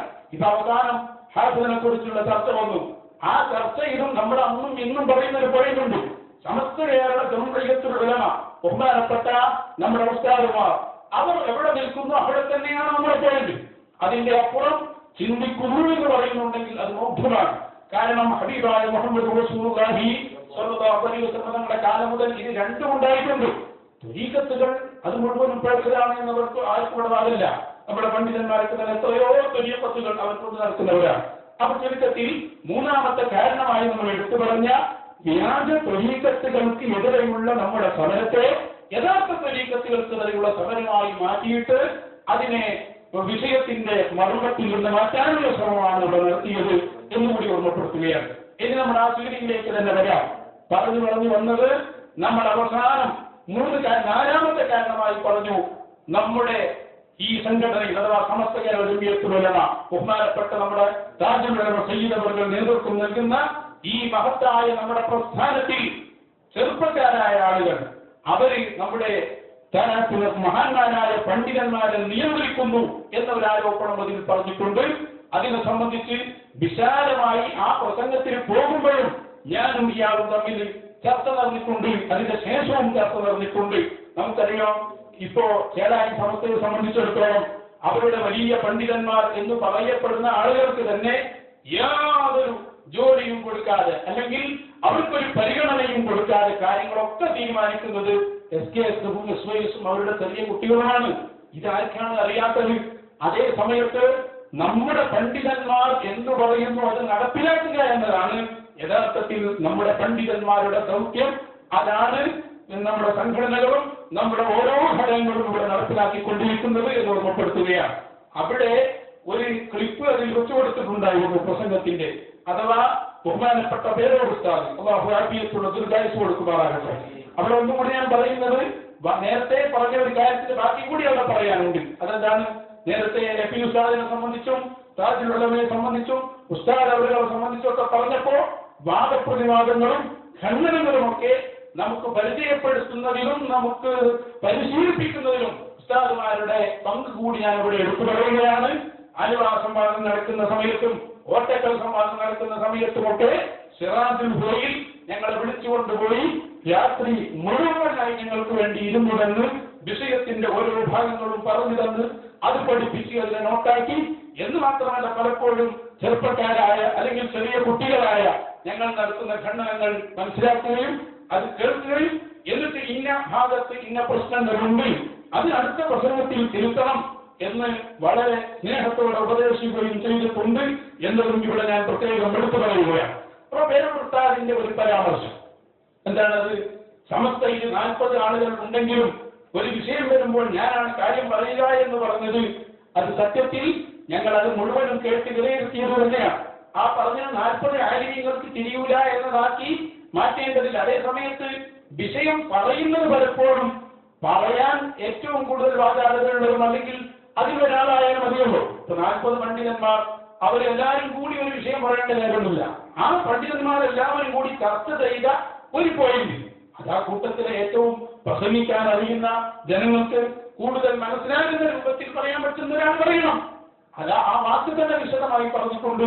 പറയുന്ന ആൾ എന്ന രൂപത്തിലാണ് പറഞ്ഞിട്ടുള്ളതും. അതുകൊണ്ട് തന്നെ അതും അങ്ങനെ മനസ്സിലാക്കണം. ചുരുക്കത്തിൽ ഞാൻ പറഞ്ഞു വന്നത് വാഴ കടയെ നിയന്ത്രിക്കുക എന്ന ഏർപ്പാട് അത് സമസ്ത കേരള ജംഇയ്യത്തുൽ ഇല്ല. അതുള്ളത് മറുഭാഗത്ത് തന്നെയാണ് എന്ന് വളരെ വിശദമായി ഒന്നുകൂടി ഞാൻ ഇവിടെ പറയുകയാണ്. പിന്നെ അവിടെ നമ്മൾ പറഞ്ഞിട്ടുണ്ട് ചില വിഷയങ്ങളിലൊക്കെ എപി ഉസ്താദിനും ചെറിയ പി ഉസ്താദിനൊക്കെ ചില കാര്യങ്ങൾ ഞാൻ പറഞ്ഞു കൊടുക്കാറുണ്ട് എന്ന് പേരോട് ഉസ്താദ് ആ പ്രസംഗത്തിൽ അല്ലെങ്കിൽ ആ ഉപദേശത്തിൽ പറയുന്നുണ്ട്. അതും നമ്മൾ മനസ്സിലാക്കണം. അതിന്റെ സാഹചര്യം അത് അവർക്ക് ഇന്ന് അങ്ങോട്ട് പഠിപ്പിച്ചു കൊടുക്കുമെന്ന ആശയത്തിൽ പറഞ്ഞതല്ല, മറിച്ച് ഭൗതികമായ ചില കാര്യങ്ങൾ അത് ചിലപ്പോ നമ്മൾ പറഞ്ഞു കൊടുക്കേണ്ടി വരുമ്പോൾ ഒരു വിഷയം വരുമ്പോൾ അല്ലെങ്കിൽ ഒരാളെ കുറിച്ചുള്ള പഠനം വരുമ്പോൾ അയാൾക്കുള്ള അബദ്ധങ്ങൾ അത് കിതാബിൽ നോക്കിയാൽ കിട്ടുന്ന കാര്യങ്ങളാവില്ല. അതേ സമയത്ത് നമ്മുടെ ജനങ്ങൾക്കിടയിൽ ജീവിച്ചുകൊണ്ടിരിക്കുമ്പോൾ നമുക്ക് മനസ്സിലായ ചില കാര്യങ്ങൾ അവരുടെ വിഷയത്തിൽ പ്രത്യേകമായി ഓർമ്മപ്പെടുത്തേണ്ടി വരും. ആ ഓർമ്മപ്പെടുത്തൽ മാത്രമാണ് അതെന്നുകൂടി നമ്മൾ മനസ്സിലാക്കുക. ചുരുക്കത്തിൽ ഞാൻ പറഞ്ഞത് മഹാന്മാരായ പണ്ഡിതന്മാരുടെ നേതൃത്വത്തിലുള്ള ഒരു വലിയ ആദർശ പോരാട്ടം തന്നെയാണ് നമ്മുടെ സമസ്ത കേരള ജംഇയ്യത്തുൽ ഉലമയിൽ പ്രത്യേകമായി നടക്കുന്നത് എന്ന് ഓർമ്മപ്പെടുത്തുകയാണ്. അതുപോലെ തന്നെ ആ കീഴിൽ അതിന്റെ ഇടയ്ക്ക് പറഞ്ഞൊരു സംഗതിയുണ്ട്. സംഘടന പറഞ്ഞത് അംഗീകരിക്കുക, അതേ സമയത്ത് എന്താണ് യാഥാർത്ഥ്യം എന്ന് ചിന്തിക്കാതെ എന്ന ഒരു പരാമർശവും അതിൽ നമുക്ക് കാണാം. യഥാർത്ഥത്തിൽ ഹബീബായ മുഹമ്മദ് റസൂലുള്ളാഹി സ്വല്ലല്ലാഹു അലൈഹി വസല്ലം തങ്ങൾ വളരെ കൃത്യമായി ഈ സമൂഹത്തെ പഠിപ്പിച്ചത് ജമാഅത്തുൽ മുസ്ലിമീൻ, മുസ്ലിമീങ്ങളുടെ ഈ ജമാഅത്ത്, മുസ്ലിമീങ്ങളുടെ ഈ കൂട്ടായ്മ ഇത് മുറുകെ പിടിക്കണം എന്ന ഉപദേശം തന്നെയാണ് എന്ന് പ്രത്യേകമായി ഇവിടെ മനസ്സിലാക്കുക. അതുകൊണ്ട് തന്നെ മഹാന്മാരായ പണ്ഡിതന്മാരുടെ നേതൃത്വത്തിലുള്ള നമ്മുടെ ഈ സംഘടനക്കല്ലാതെ ഈ മഹത്തായ പ്രസ്ഥാനത്തിനല്ലാതെ അഹ്ലുസുന്നത്തി വൽ ജമാഅ എന്നത് നിലനിർത്താൻ കഴിയില്ല എന്നത് ആർക്കാണ് അറിയാത്തത്? നോക്കൂ നിങ്ങൾ, ഹബീബായ നബി സല്ലല്ലാഹു അലൈഹി വസല്ലം തന്നെ പറഞ്ഞല്ലോ, അവസാന കാലമാകുമ്പോ അല്ലെങ്കിൽ കാലം നശിക്കുമ്പോ രക്ഷപ്പെടാനുള്ള വഴി ഒത്തൊരുമയോടെ കൂട്ടായ്മ നിലനിർത്തിക്കൊണ്ട് ജീവിക്കുക മാത്രമാണ്. അപ്പൊ സംഘടന എന്ന് പറഞ്ഞതുകൊണ്ട് ഉദ്ദേശിച്ചതുകൊണ്ടാണല്ലോ അല്ലാഹു സുബ്ഹാനഹു വ തആല അവന്റെ ഉലമാക്കളും അതുപോലെ സാധാരണക്കാരും ഇവരെല്ലാവരും കൂടി അവർക്ക് അനുയോജ്യമായ രൂപത്തിൽ ദീനീ പ്രവർത്തനങ്ങൾ നടത്തുക. അത് മഹാന്മാരായ വരക്കൽ മുല്ലക്കോയ തങ്ങളും നമ്മുടെ പണ്ഡിതന്മാരും എല്ലാവരും പറഞ്ഞു തന്ന സംഗതിയാണ്. അത് തന്നെയാണ് ഇവിടെ നടന്നുകൊണ്ടിരിക്കുന്നത്. ഇനി അവസാനമായി ഒറ്റ കാര്യം കൂടി പറയാൻ ഉദ്ദേശിക്കുന്നു. 3 പ്രധാനപ്പെട്ട കാര്യങ്ങൾ നമ്മളിവിടെ പറഞ്ഞു, അതിന്റെ മറുപടിയും ഞാൻ പറഞ്ഞു. പിന്നെ അവസാനം ഏറ്റവും പ്രധാനപ്പെട്ട ഒരു വിഷയം, ഇപ്പൊ ഈ കാരണങ്ങളൊക്കെ ഉണ്ടായത് ജിഷാന്റെ പ്രശ്നവും മുഹമ്മദ് രാമന്തലിയുടെ പ്രശ്നവും ഇതെല്ലാം സംഭവിച്ചത് ഷഹർ മുബാറക്കുമായി ബന്ധപ്പെട്ട വിവാദത്തിന്റെ പേരിലാണല്ലോ. അതുമായി ബന്ധപ്പെട്ട് എന്തുകൊണ്ട് സമസ്തയിലേക്ക് എന്ന് പേരിട്ട ആ സീഡിയിൽ പറഞ്ഞ ചില പരാമർശങ്ങൾ കൂടി ഒരു മറുപടി പറയുകയാണ്. അതെന്താണ്? ഒന്നാമതായി പറഞ്ഞു, ഹബീബായ മുഹമ്മദ് റസൂലുള്ളാഹി സ്വല്ലല്ലാഹു അലൈഹി വസല്ലമ തങ്ങളുടെ ഷഹർ മുബാറക്കിനോട് വിരോധമുള്ള വിഭാഗമല്ല അപ്പുറത്തെ ചേരാരി വിഭാഗം. അതേ സമയത്ത് കാന്തപുരം ഉസ്താദിന്റെ കയ്യിലുള്ള ഷഹർ മുബാറക്കിനെ മാത്രമേ അവർ എടുത്തിട്ടുള്ളൂ എന്ന് ഒരു കണ്ടെത്തൽ അതിൽ നമ്മൾ നടത്തിയിട്ടുണ്ട്. യഥാർത്ഥത്തിൽ അതും പിന്നെ ഞങ്ങൾ ചർച്ചയിൽ അത് വിശദീകരിച്ചിട്ടുണ്ട്. അതെന്താണ്? യഥാർത്ഥത്തിൽ എന്തുകൊണ്ടായിരുന്നു ചേരായി സമസ്തക്കാർ ഷഹർ മുബാറക്കിനെ എതിർത്തത് എന്നിവിടെ അറിയാത്തതാരില്ല. ആരായിരുന്നു ബഹുമാനപ്പെട്ട കാന്തപുരം ഉസ്താദിന് ഷഹർ മുബാറക്ക് നൽകിയത്? ഒന്ന് നമുക്കറിയാം, അബൂദാബിയിലെ പ്രശസ്തനായ മഹാനായ പണ്ഡിതൻ ബഹുമാനപ്പെട്ട ഹദ്റജി, നേരത്തെ SKSF-ന്റെ നേതാവായ അമ്പലക്കടവ് തന്നെ അദ്ദേഹത്തിന്റെ കയ്യിലുള്ളത് യഥാർത്ഥ കേസമാണെന്ന് വിശദീകരിച്ചിട്ടുണ്ട്. അതുകൊണ്ട് എല്ലാവരും കേട്ടതല്ലേ? അപ്പോൾ വിശ്വസിക്കപ്പെടാൻ പറ്റുന്ന ആളുടെ കയ്യിലുള്ളതാണ്, അത് ഷഹർ മുബാറക്ക് തന്നെയാണെന്ന് വിശദീകരിക്കപ്പെട്ടതാണ്. ഇനി കാര്യവാനാണെങ്കിലോ അദ്ദേഹത്തെ കൊണ്ടുപോയി സ്വീകരണം നൽകിയത് ചേരാരി വിഭാഗം തന്നെ ബോംബെയിൽ നടത്തുന്ന ഖുവ്വത്തുൽ ഇസ്ലാം എന്ന സ്ഥാപനത്തിലാണ്. അപ്പൊ ഇവരെയൊക്കെ അംഗീകരിച്ചിരുന്നു. പക്ഷെ അവർ കാന്തപുരം ഉസ്താദിന് നൽകിയപ്പോൾ ആ അംഗീകാരം എടുത്തു കളഞ്ഞു. യഥാർത്ഥത്തിൽ ഈ വിഷയത്തിൽ നമുക്ക് പറയാൻ അന്നും ഇന്നും എന്നും നമ്മൾ പറഞ്ഞൊരു സംഗതിയുണ്ട്. ഷഹർ മുബാറക്ക് എന്ന ഈ അശ്റഫുൽ സല്ലല്ലാഹു അലൈഹി വസല്ലമയുടെ തിരികേശം മർക്കസിലെത്തിയപ്പോൾ അതിനെ വിമർശിച്ചതും ഒന്നാമതായി പറഞ്ഞതും ഈ വിഭാഗം തന്നെയാണ്. അത് അന്വേഷണം നടത്തിയിട്ടൊന്നുമല്ല. ഉദാഹരണം പറഞ്ഞാൽ അഹ്മദ് ഹദ്റജി മർക്കസിൽ ഷഹർ മുബാറക്ക് നൽകി. ആ നൽകിയതിന്റെ തൊട്ടടുത്ത ദിവസം ആ വർഷം പട്ടിക്കാട് ജാമിഅ നൂരിയുടെ സമ്മേളനം നടക്കുന്നു. ആ സമ്മേളനത്തിൽ അമ്പലക്കടവ് പറഞ്ഞിട്ടുണ്ട്. എന്താ അദ്ദേഹം പറഞ്ഞത്? ഇന്നലെ പുതിയൊരു കേസം വന്നിട്ടുണ്ട്, അത് സ്വപ്നം കണ്ടിട്ടാണത്രേ വന്നത്. അതോടെ തന്നെ അതിന്റെ കഥ പോയി, കഥ കഴിഞ്ഞു പോയി. ചുരുക്കത്തിൽ അന്വേഷണത്തിന്റെ ബാലപാഠം പോലും ഇല്ലാതെ ഹസദിൽ നിന്ന് മാത്രമുണ്ടായ ഒരു വിമർശനമാണ് ഇവിടെ എന്നുകൂടി ഞാൻ ഇവിടെ ഓർമ്മപ്പെടുത്തുകയാണ്. അവിടെ ഒന്ന് രണ്ട് കാര്യങ്ങൾ കൂടി പറയാം. പേരോട് സാധിക്കുന്ന ഒന്ന് രണ്ട് പരാമർശങ്ങൾ ആ സീഡിയിൽ പ്രത്യേകമായി എടുത്തു പറഞ്ഞിരുന്നു. ഈ വിവാദം അഥവാ ഷഹർ മുബാറക്ക് വിവാദം ഉണ്ടാക്കിയതും അതുമായി ബന്ധപ്പെട്ട ചില പരാമർശങ്ങൾ നടത്തിയതും ഉസ്താദിന്റെ സീഡികളിൽ നിന്നാണ് എന്ന ഒരു പരാമർശം. യഥാർത്ഥത്തിൽ ഇതിന് ഞാനും മുഹമ്മദ് രാമന്തലിയും തന്നെ പലപ്പോഴായി കേരളത്തിൽ മറുപടി പറയും വിശദീകരിക്കുകയും ചെയ്തതാണ്. ഉദാഹരണം പറഞ്ഞാൽ ഓമശ്ശേരി മുഖാമുഖത്തിൽ വളരെ കൃത്യമായി എന്താണ് സനദ്, എന്താണ് നസബ എന്ന് തുടങ്ങിയിട്ട് മണിക്കൂറുകളോളം ചേരാരി വിഭാഗവുമായി നമ്മൾ ഏറ്റുമുട്ടിയിട്ടുണ്ട്. ഒരു ഉദാഹരണം മാത്രം അതിനുവേണ്ടി ഇവിടെ വെക്കുകയാണ്. അഹ്മദ് ഹദ്റജി മർക്കസിൽ തിരികേശം ഷഹർ മുബാറക്ക് നൽകുന്ന സമയത്ത് ബഹുമാനപ്പെട്ടവരുടെ പ്രതിനിധിയായി വായിച്ചു. ആ വായിച്ചപ്പോൾ അത് കൃത്യമായി ഇതിന്റെ രേഖയാണ് എന്ന അർത്ഥത്തിൽ അന്ന് പേരോടുത്താത് ഇവിടെ സനദ് വായിക്കുന്നു എന്ന് വിശദീകരിക്കുകയും ആ സനദ് ഏതാണ്, എന്തിനെല്ലാം സനദ് എന്ന് പ്രയോഗിക്കാറുണ്ട് എന്ന് ശേഷം വിശദീകരിക്കുകയും ചെയ്തിട്ടുണ്ട്. മാത്രമല്ല വായിച്ച സനദിൽ ആ നൽകിയ ആളുടെ നസബ കൂടി പറയുന്നുണ്ട്. എന്നാണ് അത് നസബയാണ് എന്ന് പറഞ്ഞതിന്റെ അർത്ഥം. ഇതൊക്കെ എത്രയോ തവണ നമ്മൾ വിശദീകരിച്ചതാണ്. അതിലേക്ക് ഇപ്പോൾ കൂടുതലായി പോകുന്നില്ല. ചുരുക്കത്തിൽ ഇത് മനസ്സിലാക്കാത്തവർ അല്ല ഇവരൊന്നും. ജാലിയവാലക്ക് ഈ ഷഹർ മുബാറക്കിന്റെ സനദിൽ പറഞ്ഞ ഗുലാം അബ്ദുൽ ഖാദിർ ജിലാനി അദ്ദേഹത്തെ ഞങ്ങൾ തന്നെ ബോംബെയിൽ പോയി കാണുകയും അറിയുകയും സംസാരിക്കുകയും ചെയ്തിട്ടുണ്ട്. അപ്പൊ ചുരുക്കത്തിൽ ഒരു കള്ളത്തരവും അവിടെ നടന്നിട്ടില്ല. ഞാൻ അവിടെ ഈ വിഷയം പറഞ്ഞതുകൊണ്ടൊന്നുകൂടി എടുത്ത് പറയുന്നു. ഇപ്പൊ ചില ശതാബ്ദികളാണെന്ന് പറയപ്പെടുന്നവർ അല്ലെങ്കിൽ ചില ബിരുദധാരികളാണെന്ന് പറയപ്പെടുന്ന ആളുകൾ അപ്പുറത്തെ സ്റ്റേജിൽ കയറിയിട്ട് ഞങ്ങളാണ് ആ സനദുണ്ടാക്കിയത് എന്ന് പറയുന്നതായി ശ്രദ്ധയിൽപ്പെട്ടു. യഥാർത്ഥത്തിൽ ആരാണോ ബോംബെയിൽ നിന്ന് ഇവിടെ ഷഹർ മുബാറക്ക് കൊണ്ടുവന്നത് അതേ മനുഷ്യൻ തന്നെയാണ് അവിടെ ഇങ്ങോട്ട് സനദും കൊണ്ടുവന്നത്. അദ്ദേഹത്തെ ബോംബെയിൽ പോയി ഞങ്ങൾ നേരത്തെ ഇന്റർവ്യൂ ചെയ്തിട്ടുണ്ട്. പഴയകാലത്തെ നമ്മുടെ പ്രഭാഷണങ്ങളിൽ അത് വളരെ കൃത്യമായി നമ്മളെ വിശദീകരിക്കുകയും ചെയ്തിട്ടുണ്ട്. അതിലേക്ക് ഇപ്പോൾ കടക്കുന്നില്ല. ചുരുക്കത്തിൽ അവിടെ ഒറ്റവാക്ക് ഞാൻ പറയാം. അശ്റഫുൽ ഖൽഖ് സ്വല്ലല്ലാഹു അലൈഹി വസല്ലം തങ്ങളുടേതാണ് എന്ന് പറയപ്പെട്ടു ഒരു വസ്തുവിനെ സംബന്ധിച്ച്. എന്നാൽ അതിനെ ആദരിക്കണം, അതിനെ ബഹുമാനിക്കണം എന്ന് തന്നെയാണ് നമ്മുടെ നിഗമനം, നമ്മുടെ മതബ്. സനദ് വേണമെന്നോ അല്ലെങ്കിൽ സനദ് ഉണ്ടെങ്കിലേ വിശ്വസിക്കൂ എന്ന വാദം ഇബ്നു തൈമിയ്യ ഉണ്ടാക്കിയ പുത്തൻവാദികളുടെ വാദമാണ് എന്ന് ആർക്കാണ് ഇവിടെ അറിയാത്തത്. അതുകൊണ്ട് തന്നെ യഥാർത്ഥത്തിൽ അഷ്റഫുൽ ഖൽഖ് സ്വല്ലല്ലാഹു അലൈഹി വസല്ലം തങ്ങളുടെ ശഅർ മുബാറക്കിന് വിരോധികളായി മാറുന്ന മുജാഹിദും ജമാഅത്തെ ഇസ്ലാമിയും ഒക്കെ അക്കൂട്ടത്തിൽ ചേരാൻ സമസ്തയും പെടുന്നു. പെടാനുള്ള കാരണം ഹസദായിരുന്നു. ആ ഹസദിൽ നിന്ന് അവർ ചില വാദങ്ങൾ കണ്ടു. അതെന്താണ്? ശഅർ മുബാറക്കാണ് എന്ന് വിശ്വസിക്കണമെങ്കിൽ ഇപ്പൊ തന്നെ ഈ ചർച്ചകൾ ഞാൻ പറഞ്ഞല്ലോ, ഇപ്പൊ ചില ഫോട്ടോകളും കാര്യങ്ങളൊക്കെ കണ്ട് ചില ആളുകളോട് നമ്മൾ ചർച്ച നടത്തിയപ്പോ അവർ നമ്മളോട് ചോദിച്ചു, ശഅർ മുബാറക്ക് എസ്കേഎസ്എഫിന്റെ നേതാക്കൾ ചോദിച്ചു, ശഅർ മുബാറക്കാണ് എന്ന് നിങ്ങൾ എങ്ങനെ പറയും? അപ്പൊ നമ്മൾ ചോദിച്ചു, ശഅർ മുബാറക്ക് അല്ല എന്ന് നിങ്ങൾ എങ്ങനെ പറയും? അപ്പൊ അവർ പറഞ്ഞത്, അതിന് സനത് നിങ്ങൾക്ക് കാണിച്ചിട്ടുണ്ടോ? സനത് കാണിച്ചു തരാൻ കഴിഞ്ഞിട്ടുണ്ടോ? നമ്മുടെ അന്നും ഇന്നും പറഞ്ഞിട്ടുണ്ട്, ഒരു വസ്തു തിരികേശമാണെന്ന്, അല്ലെങ്കിൽ ഹബീബ് റസൂലുള്ളാഹി സ്വല്ലല്ലാഹു അലൈഹി വസല്ലം തങ്ങളുടെ അല്ലെങ്കിൽ മറ്റ് ഏതെങ്കിലും ഒരു നബിയുടെ ആധാർ ആണ് എന്ന് വിശ്വസിക്കണമെങ്കിൽ അതിന് ഹദീസുകൾ പത്ത് പറയുന്നത് പോലെ അല്ലെങ്കിൽ പ്രമാണങ്ങൾക്ക് പറയുന്നത് പോലെയുള്ള സനത് പരമ്പര വേണമെന്ന് ഒരു സുന്നിയും ഇവിടെ പറഞ്ഞിട്ടില്ല. അത് ആർക്കാണ് ഇവിടെ അറിയാത്തത്? നമ്മൾ അയാളോട് ചോദിച്ചു, വെല്ലൂരിൽ ശഅർ മുബാറക്ക് ഉണ്ട്, മാത്രമല്ല പണ്ട് ഇവരോട് വാദപ്രതിവാദം നടത്തിയപ്പോ അവർ നമ്മളോട് ചോദിച്ച ചോദ്യം, കാന്തപുരം ഉസ്താദിന്റെ കയ്യിലുള്ള ശഅർ മുബാറക്ക് അതിന്റെ സനത് നിങ്ങൾക്ക് കാണിച്ചു തരാൻ പറ്റുമോ?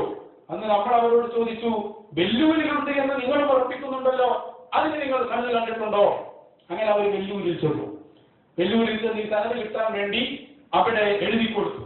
അപ്പോൾ അതിന്റെ ഉത്തരവാദിത്തപ്പെട്ട ആളുകൾക്ക് മറുപടി കൊടുത്തത്, ഇത് നിബിതങ്ങളുടേതാണ് എന്ന് ഞങ്ങൾ കാലാകാലമായി ഇവിടെ വിശ്വസിച്ചു വരുന്നു. ഞങ്ങളെ വിശ്വസിക്കുന്നവർക്ക് അതുകൊണ്ട് വർക്കത്തെടുക്കാം, അല്ലാത്തവർക്ക് പോകാം. ഇത് കൃത്യമായി അവർ എഴുതി കൊടുത്തു. അവർ ചുരുക്കത്തിൽ ഇന്ന് എവിടെയെല്ലാം തിരികേശമുണ്ടെന്ന് പറയുന്നുണ്ടോ, എവിടെയെല്ലാം ആധാരങ്ങളുണ്ടെന്ന് പറയുന്നുണ്ടോ, അതിന്റെ എല്ലാം പ്രമാണം എന്താണോ അത് തന്നെയാണ് മർക്കത്തിൽ സൂക്ഷിച്ചിരിക്കുന്ന ശഅർ മുബാറക്കിന്റെയും പ്രമാണം. അത് വിശ്വസിക്കപ്പെടുന്ന ആളുകൾ കൊടുക്കുകയും വാങ്ങുകയും ചെയ്യുമ്പോൾ അത് അംഗീകരിച്ചു കൊടുക്കുന്നു എന്നത് മാത്രമേ ആ വിഷയത്തിൽ നമുക്ക് പറയാനുള്ളൂ. നബി സല്ലല്ലാഹു അലൈഹി വസല്ലം തങ്ങളുടേതാണ് എന്ന് പറയപ്പെട്ടാൽ അതിനെ ബഹുമാനിക്കുകയും ആദരിക്കുകയും ചെയ്യുക. ഫതാവൽ കുബ്രയും മറ്റും നിങ്ങൾ വായിക്കേണ്ട കാര്യമില്ല. നേരത്തെ നമ്മുടെ ഉസ്താദുമാർ അത് വായിച്ചതാണ്. അവരുടെ തന്നെ ആ സീഡിൽ ഒരു പ്രധാനപ്പെട്ട പരാമർശമുണ്ട്. നേരത്തെ പേരോട് ഉസ്താദിന് ജിസാൻ മാഹി എന്ന ഈ ചങ്ങാതിയോട് നടത്തിയ ഉപദേശത്തിൽ മർക്കസിലുള്ള ശഅർ മുബാറക്ക് നബിതങ്ങളുടേതാണ് എന്ന് നിങ്ങൾക്ക് വാദമുണ്ടോ എന്ന് ചോദിച്ചപ്പോൾ ഉസ്താദ് പറയുന്നത്, നബിതങ്ങളുടേതല്ല എന്ന് ഞാൻ പറയൂല എന്ന് ഉസ്താദ് അവർ പഠിപ്പിച്ചു കൊടുക്കുന്നുണ്ട്. യഥാർത്ഥത്തിൽ അതിന്റെ മുൻഭാഗം ഞങ്ങൾ ചർച്ച ചെയ്തതാണ്. ആ ചർച്ചയിൽ ഈ ചങ്ങാതിണ്ടല്ലോ ഹരി ജിഷാനു എന്ന് പറയുന്ന അദ്ദേഹം ഇത് തീരെ നബിയുടേതെല്ലാം വാദിച്ചുകൊണ്ടിരിക്കുന്നത്. തീരെ നബിയുടേതല്ല എന്ന് പറയുന്ന ഇവനെ ആദ്യമായി ഇത് ശഅർ മുബാറക്ക് അല്ല എന്ന് നീ പറയുന്നത് എന്ന് പഠിപ്പിച്ച് അത് ഉറപ്പിച്ചതിന്റെ ശേഷം അടുത്ത ഘട്ടത്തിൽ അല്ല എന്ന് മാത്രമല്ല ആണ് എന്നുകൂടി പഠിപ്പിക്കാൻ തദ്രീജൻ മെല്ലെ മെല്ലെ വിഷയങ്ങൾ പഠിപ്പിക്കാനുള്ള ഒരു ശൈലിയാണ് അതിൽ സ്വീകരിച്ചിട്ടുള്ളത്. അത് മുഴുവനായി കേട്ടാൽ ആ വിഷയം വ്യക്തമാകും. അത് പ്രസംഗത്തിന്റെ ശേഷം ഞങ്ങൾ അത് വിലയിരുത്തിയിട്ടുണ്ട് എന്നുകൂടി ഇവിടെ ഓർമ്മപ്പെടുത്തുകയാണ്. ചുരുക്കത്തിൽ ഞാൻ പറഞ്ഞു വന്ന വിഷയം ഹബീബ് മുഹമ്മദ് റസൂലുള്ളാഹി സ്വല്ലല്ലാഹു അലൈഹി വസല്ലം തങ്ങളുടെ തിരികേശമാണ്. ഇപ്പൊ തന്നെ നോക്കൂ, നിങ്ങൾ ഈ ചേളാരി വിഭാഗത്തിന്റെ നേതാക്കൾ നമ്മളോട് ചർച്ചയ്ക്ക് വന്നപ്പോ അല്ലെങ്കിൽ നമ്മൾ അതിലേക്ക് കിട്ടുമോ എന്ന് നോക്കാൻ വേണ്ടി അവർ ശ്രമിച്ചപ്പോ അവർ ചോദിച്ച ചോദ്യങ്ങൾക്ക് നമ്മൾ കൃത്യമായി മറുപടി പറഞ്ഞിട്ടുണ്ട്. നബി സല്ലല്ലാഹു അലൈഹി വസല്ലം തങ്ങളുടെ ഈ വിഷയത്തിൽ സനദ് അത് വേണ്ടാന്ന് പറഞ്ഞപ്പോ അവർ ചോദിച്ചു, എന്നാൽ പിന്നെ നേരെ നോക്കാൻ നിങ്ങൾക്ക് ധൈര്യമുണ്ടോ? നമ്മൾ അവരോട് ചോദിച്ച ഒരു ചോദ്യമുണ്ട്, നേരെ നോക്കാൻ നിങ്ങൾ തയ്യാറാണ്, പക്ഷേ നേരെ നോക്കിയാലോ നേരെ കണ്ടു എന്ന് വിചാരിക്കാം, അങ്ങനെ കണ്ടാൽ ഇത് നബിയുടേതല്ല എന്ന് നിങ്ങൾക്ക് ഉറപ്പിച്ചു പറയാൻ പറ്റുമോ? അതിന് നിങ്ങൾക്ക് വല്ല മാനദണ്ഡമുണ്ടോ? അതിന് ഏതെങ്കിലും ഒരു പണ്ഡിതന്റെ വിഭാഗത്ത് വായിക്കാൻ പറ്റുമോ? ഇന്ന് വരെ അവരതിന് വായിച്ചിട്ടില്ല. അപ്പൊ ചുരുക്കത്തിൽ പറഞ്ഞു വന്നത് ബാലിശമായ വാദങ്ങൾ ഉന്നയിച്ച് മഹാനായ കാന്തപുരം ഉസ്താദിന്റെ കയ്യിലുള്ള ശഅർ മുബാറക്കിനെ എതിർക്കുകയും അതിനെ വളരെ ശക്തമായി വിമർശിക്കുകയും ചെയ്യുന്ന ഒരു ഏർപ്പാട് അത് സുന്നത്ത് ജമാഅത്തിന് യോജിച്ചതല്ല എന്ന് വളരെ പ്രധാനമായി ഇവിടെ ഓർമ്മപ്പെടുത്തുകയാണ്. ഇനി നിങ്ങൾ നോക്കൂ, അവിടെ എടുത്തു പറയേണ്ട ഒരു വിഷയം അതെന്താണ്? ആ സീഡിയിൽ നമ്മൾ പ്രത്യേകമായി പറഞ്ഞിട്ടുണ്ട്.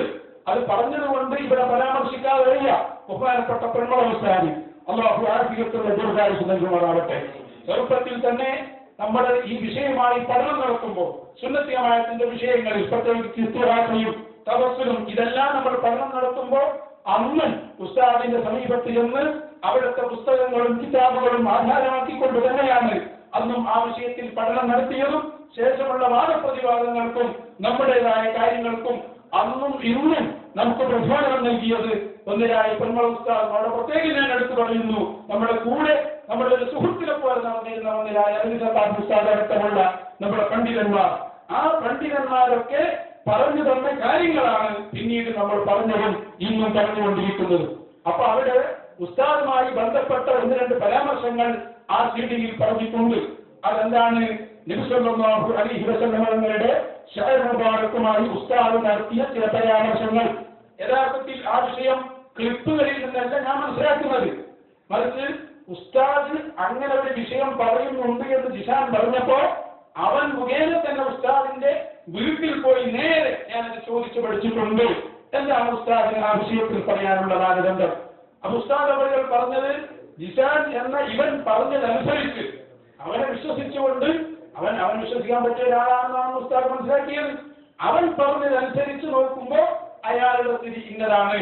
യഥാർത്ഥത്തിൽ ബഹുമാനപ്പെട്ട കാന്തപുരം ഉസ്താദും മറ്റു പണ്ഡിതന്മാരും പൊന്മള ഉസ്താദും എല്ലാം ഈ ചങ്ങാതി അതിന് പറ്റാത്ത ആളാണ്, ഈ ജിഷാൻ എന്ന് പറയുന്ന ആള് അവന്റെ വാക്ക് കേൾക്കാൻ പറ്റാത്ത ആളാണ് എന്ന് മനസ്സിലാക്കുകയും ആ വാദങ്ങളെ തള്ളിക്കളയുകയും ചെയ്തപ്പോ അത് 100% നിബിധങ്ങളുടേതാണ്.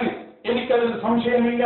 എന്റെ ഉമ്മക്ക് പോലും മരണസമയത്ത് ഞാൻ കൊടുത്തത് അതാണ് എന്ന് പ്രഖ്യാപിക്കുകയും ചെയ്ത സ്ഥിതിയിൽ വീണ്ടും ആ വിഷയത്തിൽ ഇടപെടുന്നത് ശരിയല്ല എന്ന് അതിന്റെ മറുപടി എന്നോണം അത് വിലയിരുത്തപ്പെട്ട ഒരു സംഗതിയാണ്.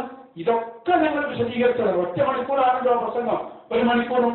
ആ മണിക്കൂറിൽ തന്നെ ഞാൻ ക്ലിപ്പിട്ടുകൊണ്ട് പ്രസംഗം നടത്തിയതല്ല. അത് പ്രത്യേകമായി മനസ്സിലാക്കണം. എന്തുകൊണ്ട് സമസ്തയിലേക്ക് എന്നൊക്കെ പറഞ്ഞ് ഒരു LCD വെച്ച് നമ്മുടെ ക്ലിപ്പൊക്കെ തയ്യാറാക്കി നടത്തിയ പ്രസംഗമല്ലത്. അത് ഇതുപോലെ നമ്മൾ ഒഴുക്കൻ മട്ടത്തിൽ പറഞ്ഞൊരു പ്രസംഗത്തെ ഈ മുഹമ്മദ് നാമത്തലി എന്ന ചങ്ങാതി ക്ലിപ്പുകൾ കൂട്ടിച്ചേർത്ത് അതൊരു സംഭവമാക്കി പുറത്തേക്ക് വിടുകയായിരുന്നു. അപ്പൊ ചുരുക്കത്തിൽ ഞാൻ പറയുന്നത്, പൂനൂരിലും കോഴിക്കോട്ടും നടന്ന പൊന്മള ഉസ്താദിന്റെ പ്രഭാഷണത്തിൽ തീർത്ത് പറഞ്ഞിട്ടുണ്ട് ആ വിഷയം. ഒരു സംശയവും ഇല്ല, നബിതങ്ങളുടേത് തന്നെയാണ്. ഈ ജിഷാനിന്റെ ചില പരാമർശങ്ങൾ, അവനെ വിശ്വസിച്ചുകൊണ്ട് നടത്തിയ ചില വാക്കുകൾ, അത് ബഹുമാനപ്പെട്ട ഉസ്താദ് അവർ തന്നെ അവനെ തള്ളിക്കളയുകയും ഈ വിഷയത്തിൽ ഒരു സംശയവുമില്ല എന്ന് കൃത്യമായി വ്യക്തമാക്കിയ സ്ഥിതിക്ക് ഇനി അതിനെ സംബന്ധിച്ച് പറയുന്നത് അത് സത്യത്തോട് ഒരിക്കലും യോജിക്കുന്നതല്ല എന്ന് നമുക്ക് മനസ്സിലാക്കാൻ പറ്റും. അതുകൊണ്ട് തന്നെ ഇവിടെ നമ്മൾ പറയുന്നു, ബഹുമാനപ്പെട്ട പൊന്മള ഉസ്താദ് അടക്കം, പേരോട് ഉസ്താദ് അടക്കം, ബഹുമാനപ്പെട്ട സുലൈമാൻ ഉസ്താദ്, അതുപോലെ തന്നെ ഷെയ്ഖുന AP ഉസ്താദ്, ഇങ്ങനെ തുടങ്ങിയ ഉസ്താദുകളുടെ മസൂദുകൾ അടക്കമുള്ള എല്ലാ നേതാക്കളും ഇവരൊക്കെ ഇത് ശഅർ മുബാറക്കാണ് എന്ന് വിശ്വസിക്കുന്നു എന്ന് വ്യക്തമായി പറഞ്ഞാൽ പിന്നെ സമൂഹത്തിന്റെ ഇടയിൽ ചിത്രതയും അതുപോലെ തന്നെ ഭിന്നിപ്പും ഉണ്ടാക്കാൻ വേണ്ടി വെറും വാചകങ്ങളിൽ പിടിച്ചു നടക്കുന്ന ഇത്തരം ശ്രമങ്ങൾ അർത്ഥമില്ലാത്തതും അതൊരിക്കലും നല്ല ഉദ്ദേശത്തോടെ നടക്കുന്നതുമല്ല എന്ന് വളരെ കൃത്യമായി നമുക്ക് മനസ്സിലാക്കാൻ പറ്റും. പിന്നെ ആ സീഡിയുടെ അവസാന ഭാഗത്ത് ബഹുമാനപ്പെട്ട ശൈഖുന കാന്തപുരം ഉസ്താദിനെ സംബന്ധിച്ച് ചില പരാമർശങ്ങൾ നടത്തിയിട്ടുണ്ട്. ഞാനത് പറയാൻ കാരണം, ഈ വിഷയങ്ങൾ ഞാൻ പറഞ്ഞു വന്നപ്പോ പലപ്പോഴും അവിടെ നിന്ന് ഇപ്പോൾ നേരത്തെ പറഞ്ഞതുപോലെ വിട്ട വിഷയങ്ങൾ എഴുതി തരണം എന്ന് നിർദ്ദേശിച്ചതുകൊണ്ട് തന്നെ ഉസ്താദ് അവരുടെ ഈ വിഷയത്തിലെ ഇടപെടലുകൾ വ്യക്തമാക്കാൻ വേണ്ടി ആവശ്യപ്പെട്ടതനുസരിച്ച് 1-2 കാര്യങ്ങൾ അവർ പറഞ്ഞിരുന്നു. എന്നിട്ട് ഒരാൾ സമസ്തയിലേക്ക് അല്ലെങ്കിൽ ചെറായി സമസ്തയിലേക്ക് എന്ന വിഷയം അത് പൂർണ്ണമാക്കാൻ വേണ്ടി പറഞ്ഞപ്പോൾ ഉസ്താദ് അവരുടെ കയ്യിലുള്ള ശഅർ മുബാറക്ക് എന്തുകൊണ്ട് വിശ്വസിക്കുന്നില്ല എന്ന് ചേളാരിക്കാർ പറയുമ്പോൾ ഉസ്താദ് അവറുകൾ വിശ്വസിക്കപ്പെടാൻ പറ്റാത്ത ഒരാളാണ്, ഉസ്താദ് അവറുകൾ കളവ് പറയുന്ന ആളാണ് എന്ന് വരുത്തി തീർത്ത് ശേഷം തിരികേശത്തെ എതിർക്കുന്ന ഒരു ഏർപ്പാട് അവർക്കുണ്ട്. അതിന്റെ ചില ഉദാഹരണങ്ങളാണ് ആ സീഡിയിൽ പരാമർശിക്കപ്പെട്ടത്. ഉദാഹരണമായി ഞാൻ ഈ മുഹമ്മദ് രാമന്തലിയും പല സമയത്തും ഉസ്താദിന്റെ സമീപത്ത് ചെന്നിട്ടുണ്ടെങ്കിലും ഇവൻ ഈ തട്ടിപ്പുകാരനാണ് എന്ന നിലയിൽ അയാൾ ബഹുമാനപ്പെട്ട ഉസ്താദ് അവറുകൾ അയാളെ കാണുന്നത് ഒരുപക്ഷേ ഈ ക്ലിപ്പുമായി ഉസ്താദിന്റെ സമീപത്ത് എന്ന സമയത്തായിരിക്കും. അതാണ് ഉസ്താദിന്റെ ആ പരാമർശങ്ങളിൽ നിന്ന് നമുക്ക് മനസ്സിലാക്കാനായത്. ചുരുക്കത്തിൽ കളവല്ലാത്ത പല സംഗതികളെയും കളവാക്കി അവതരിപ്പിക്കപ്പെട്ട് ബഹുമാനപ്പെട്ട കാന്തപുരം ഉസ്താദിന്റെ ആ മഹിമയും ഉസ്താദിന്റെ സ്ഥാനവും ഇടിച്ചു തകർക്കാൻ വേണ്ടി നടത്തുന്ന പരാമർശം, അല്ലെങ്കിൽ വലിയ വലിയ ആളുകളുടെ ചില പരാമർശങ്ങൾ ഇവർക്ക് അറിയണമെന്നില്ല. ഉസ്താദ് അവരോട് നൂറിനറിയുമോ എന്ന് ചോദിച്ചപ്പോ തട്ടിപ്പുകാരനായ അയാളെ നമുക്ക് അറിയില്ല എന്ന് പറഞ്ഞാൽ തീരെ അയാൾക്ക് അയാൾ അറിയില്ല അർത്ഥം പറ്റുന്നത് അത് ഇവരുടെ അറിവുകാരായി മാത്രമേ ജനം വിലയിരുത്തുകയുള്ളൂ. മറിച്ച് ഉസ്താദ് മനസ്സിലാക്കിയവരാണ്. അയാൾ ആ രൂപത്തിലുള്ള നല്ല മനസ്സിലായിരുന്നു. പക്ഷെ ഈ രൂപത്തിലുള്ള ഒരാളെ ബന്ധപ്പെടുകയോ മനസ്സിലാക്കുകയോ ചെയ്തിട്ടില്ല എന്നാണ് ആ പറഞ്ഞതിന്റെ അർത്ഥവും പരാമർശവും. ഇതും ഞങ്ങൾ ശേഷം ചർച്ച ചെയ്തിട്ടുണ്ട്. പിന്നെ അന്ന് ഞാൻ ആ പ്രസംഗം നടത്തുന്ന സമയത്ത് മുഹമ്മദ് രാമൻ എനിക്ക് കൊണ്ടു തന്നു ഒരു മാതൃക കൂടി, ആഴ്ചപ്പതിപ്പ്. ഈ ആഴ്ചപ്പതിപ്പിൽ പറയുന്ന കാര്യങ്ങൾ കൂടി വിലയിരുത്തണമെന്ന് പറഞ്ഞതുകൊണ്ടാണ് ഉസ്താദ് അവരുടെ അഭിമുഖം ആ മാതൃഭൂമി ആഴ്ചപ്പതിപ്പിൽ നിന്ന് നമ്മൾ വായിച്ചത്. അതിൽ പറഞ്ഞതിന്റെ ആകത്തുക തിരികേശ പള്ളി എന്നൊരാശയം നമുക്കില്ല. മറിച്ച് പള്ളികൾ ധാരാളം ഞങ്ങൾ ഉണ്ടാക്കിയിട്ടുണ്ട്, അത് ഇനിയും ഉണ്ടാക്കുകയും ചെയ്യും. അതിൽപ്പെട്ട ഒരു പ്രധാനപ്പെട്ട പള്ളിയിൽ ഞങ്ങൾ ഷഹർ മുബാറക്ക് വെക്കുകയും ചെയ്യും എന്നാണ് ഉസ്താദ് അവറുകൾ പറഞ്ഞത്. അതിന് ഒരു കുഴപ്പവും നമ്മൾ കാണേണ്ടതില്ല, കാണുകയുമില്ല. കാരണം അന്ന് തന്നെ ഷഹർ മുബാറക്ക് പള്ളിക്ക് വേണ്ടി നമ്മൾ പറഞ്ഞപ്പോഴും അവിടെയൊക്കെ നമ്മൾ പരാമർശിക്കുകയും വ്യക്തമാക്കുകയും ചെയ്ത ഒരു സംഗതി, പള്ളി ഉണ്ടാക്കുന്നതിന്റെ ഏറ്റവും പ്രധാനപ്പെട്ട ലക്ഷ്യം അത് ആ പള്ളിയുടെ എന്നാണോ അതിന്റെ പ്രഖ്യാപനം നടന്നത് അന്ന് മുതൽ തന്നെ നമ്മൾ പറഞ്ഞതാണ്. 25,000 ആളുകൾ നിസ്കരിക്കാൻ സൗകര്യമുള്ള ഒരു പള്ളി കോഴിക്കോട്ട് അല്ലെങ്കിൽ അത് ഉസ്താദ് അവർ ഉദ്ദേശിച്ച സ്ഥലത്ത് നിർമ്മിക്കും, അതിൽ ഷഹർ മുബാറക്കും സൂക്ഷിക്കും. ആ ആശയം തന്നെയാണ് ഇന്നും പറഞ്ഞത്, അന്നും പറഞ്ഞത്. അതിൽ ഒരു വ്യത്യാസവും ഉണ്ടായിട്ടില്ല. പിന്നെ അതിന്റെ പേരിൽ ഒരു പിരിവ് നടത്തിയിട്ടില്ല എന്നത് എല്ലാവർക്കും അറിയുന്ന കാര്യമാണ്. ആത്മീയ ചൂഷണം എന്ന് പേരിട്ട് ഇപ്പൊ നിങ്ങൾ നോക്കൂ. ഇപ്പൊ ചേരാൻ സമസ്തക്കാർ ഇവിടെ ഇറക്കാൻ പോകുന്ന ഒരു പത്രമാണ്, അല്ലെങ്കിൽ അവർ പറയുന്ന പ്രഖ്യാപിച്ച ഒരു കാര്യമാണ് സുപ്രഭാതം എന്ന് പറയുന്നത്. എത്ര ആളുകളിൽ നിന്ന് ഏതെല്ലാം മദ്രസകളിൽ നിന്ന് എത്ര പൈസ ലഭിച്ചു, അങ്ങനെ തുടങ്ങി ഒരുപാട് കാര്യങ്ങൾ. നേരത്തെ ദർശന ചാനൽ ഇങ്ങനെ ഒരുപാട് ഉദാഹരണങ്ങൾ പറയാനുണ്ട്. ഇവിടെ ബഹുമാനപ്പെട്ട ഉസ്താദ് അവറുകൾ ഷഹർ മുബാറക്കിന്റെ പേരിൽ അല്ലെങ്കിൽ ഷഹർ മുബാറക്ക് അവിടെ ഉണ്ട്, അതിന് എന്തെങ്കിലും തരണം, അതിന്റെ പേരിൽ ഒരു പിരിവ് നടത്തിയിട്ടില്ല എന്ന് എല്ലാവർക്കും അറിയുന്ന ഒരു കാര്യമാണ്. അതേ സമയത്ത് നിസ്കരിക്കാൻ പറ്റുന്ന വിശാലമായ സൗകര്യമുള്ള ഒരുപാട് സൗകര്യമുള്ള ഒരു പള്ളി കൂടുതൽ ആളുകൾക്ക് നിസ്കരിക്കാൻ വേണ്ടി ഉണ്ടാക്കി. ആ പള്ളി അതിൽ ഷഹർ മുബാറക്കും വെക്കും എന്നാണ് ആ പറഞ്ഞതിന്റെ അർത്ഥം. ചുരുക്കത്തിൽ ഞാൻ പറഞ്ഞു വരുന്നത് ബഹുമാനപ്പെട്ട ഉസ്താദ് അവറുകൾ ആ പള്ളിയെ സംബന്ധിച്ച് ഈ അടുത്തും നമ്മോട് പറഞ്ഞിട്ടുണ്ട് പല പ്രഭാഷണങ്ങളിലും. ആരും ആ വിഷയത്തിൽ യാതൊരുവിധ ആശങ്കയും വേണ്ട. ബഹുമാനപ്പെട്ട ഉസ്താദ് അവറുകൾ ഒരു 1000കണക്കിന് പള്ളി ഉണ്ടാക്കിയിട്ടുണ്ടെങ്കിൽ അത് ഇവിടെ ഉണ്ടാക്കുക തന്നെ ചെയ്യും. നേരത്തെ SKSF പോലും അവരുടെ ഇതിലേക്ക് എഴുതിയ കാര്യമാണ് പ്രഖ്യാപിച്ചത്. കാന്തപുരം ഉസ്താദ് ആയതുകൊണ്ട് 40 കോടിയല്ല 80 കോടിയുടെ പള്ളിയും ഉസ്താദ് ഉണ്ടാക്കുന്നതിൽ ഞങ്ങൾക്ക് തർക്കമില്ല എന്ന് അവർ തന്നെ പലപ്പോഴും പ്രഖ്യാപിക്കുകയും എഴുതുകയും ചെയ്തിട്ടുണ്ട്. അപ്പോ ആ വിഷയത്തിൽ ശൈഖുനാ കാന്തപുരം ഉസ്താദ് പ്രഖ്യാപിച്ച പ്രഖ്യാപനം അത് നടത്തുമെന്നുള്ളതിനാലും സംശയിക്കേണ്ട എന്നുകൂടി ഇവിടെ ഞാൻ ഉറപ്പിച്ചു പറയുന്നു. അതുകൊണ്ട് ഈ പറഞ്ഞതിന്റെ ആകത്തുക മഹാനായ താജുൽ ഉലമ സയ്യിദ് അവറുകളുടെ നേതൃത്വത്തിൽ നടക്കുന്ന നമ്മുടെ ദഅവാ പ്രവർത്തനങ്ങൾ, ഓരോ സ്ഥാപനങ്ങളും അതിന്റെ ഓരോ കാര്യങ്ങളും വളരെ കൃത്യമായി തന്നെ നടന്നു പോരുകയും പ്രവർത്തിച്ചുകൊണ്ടിരിക്കുകയും ചെയ്യുന്നു. അതുപോലെ തന്നെ വളരെ സജീവമായി സമസ്തക്ക് കീഴിൽ നമ്മുടെ സംഘടനകൾ SYS-ഉം SSF-ഉം എല്ലാം അതിൻ്റെതായ ദൗത്യം നിർവഹിച്ചുകൊണ്ടിരിക്കുകയും വളരെ കാലികമായി ആശയങ്ങൾ കണ്ടെത്തി നയനിലപാടുകൾ രൂപീകരിച്ച് ആവശ്യമായ രൂപത്തിൽ സമൂഹത്തിന് ആദർശ പഠനവും കാര്യങ്ങളും നടക്കുകയും ചെയ്യുന്നു എന്നുള്ളതിൽ വളരെ പ്രധാനമായി കണ്ണും കാതുമുള്ള ആർക്കും അത് മനസ്സിലാക്കാൻ കഴിയും. ചുരുക്കത്തിൽ ഞാൻ പറയുന്നത് ഏതെങ്കിലും ഒരു വിഷയം വിട്ടുപോയിട്ടുണ്ടെങ്കിൽ അത് നിങ്ങൾ അങ്ങനെ തന്നെ മനസ്സിലാക്കണം.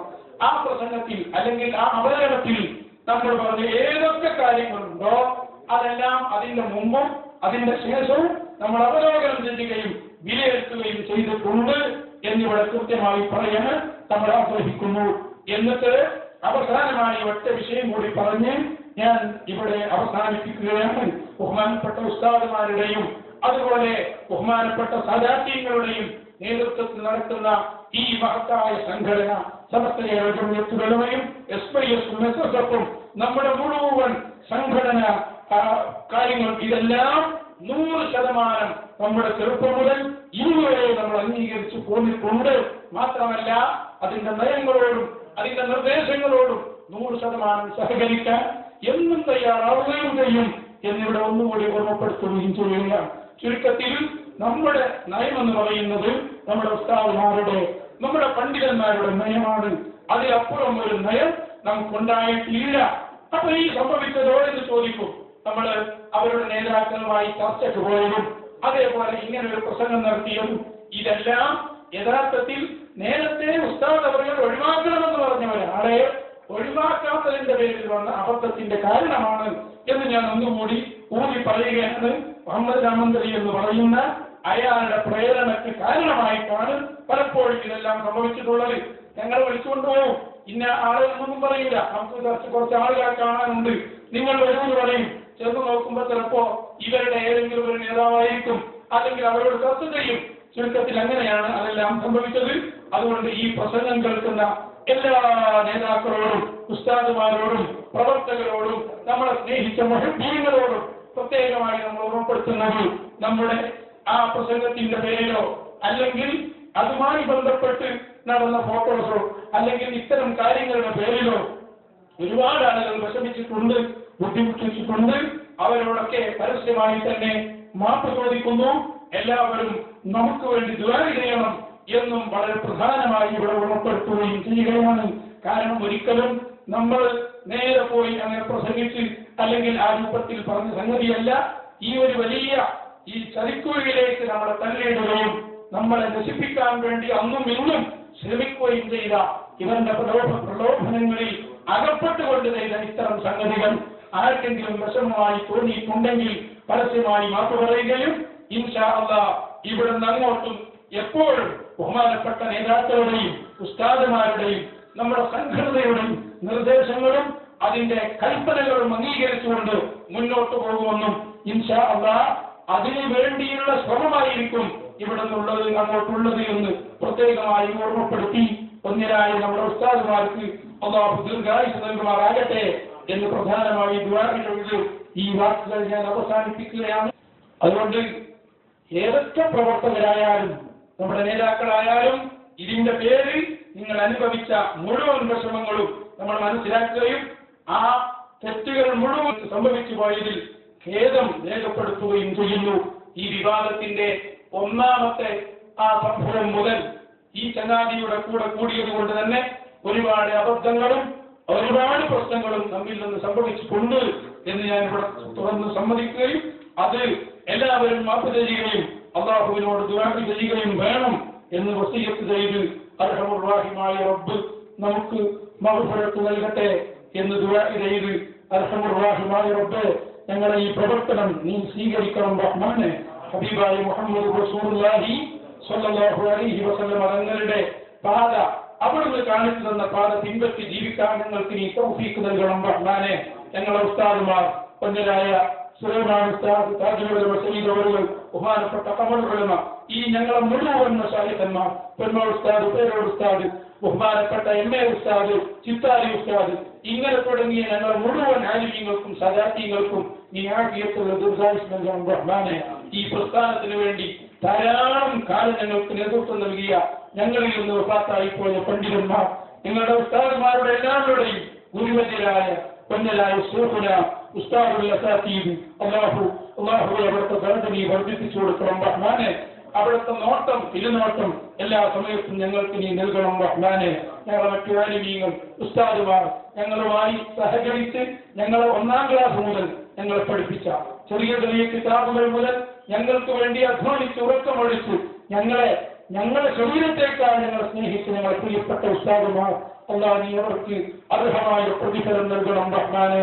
ഏറ്റവും കൂടുതൽ ഞങ്ങളുടെ ശരീരത്തെ സ്നേഹിക്കുന്നതിനേക്കാൾ ഞങ്ങൾ പഠിച്ചു പോകരുത് എന്ന നിർബന്ധ ബുദ്ധിയോട് ഞങ്ങൾക്ക് വേണ്ടി എല്ലാം സഹിച്ച, ഒരുപാട് വിഷമിച്ച, അല്ലെങ്കിൽ ഞങ്ങൾക്ക് വേണ്ടിയിട്ട് ഉറക്കമടിച്ച ഒരുപാട് ഞങ്ങൾ ഉസ്താദുമാരും നേതാക്കളും അല്ലാഹ് നീ അവർക്ക് അതിന് പകരമായി നീ സ്വർഗം നൽകണം റഹ്മാനെ. ഞങ്ങളെല്ലാവരുടെയും ഹിദായത്ത് നീ നിലനിർത്തി തരണം റഹ്മാനെ. ربنا آتنا في الدنيا حسنة وفي الآخرة حسنة وقنا عذاب النار. ربنا تقبل منا إنك أنت السميع العليم وتب علينا إنك أنت التواب الرحيم. آمين برحمتك يا أرحم الراحمين. وصلى الله تعالى وسلم على خير خلق سيدنا محمد وآله وصحبه أجمعين والحمد لله رب العالمين. السلام عليكم ورحمة الله وبركاته.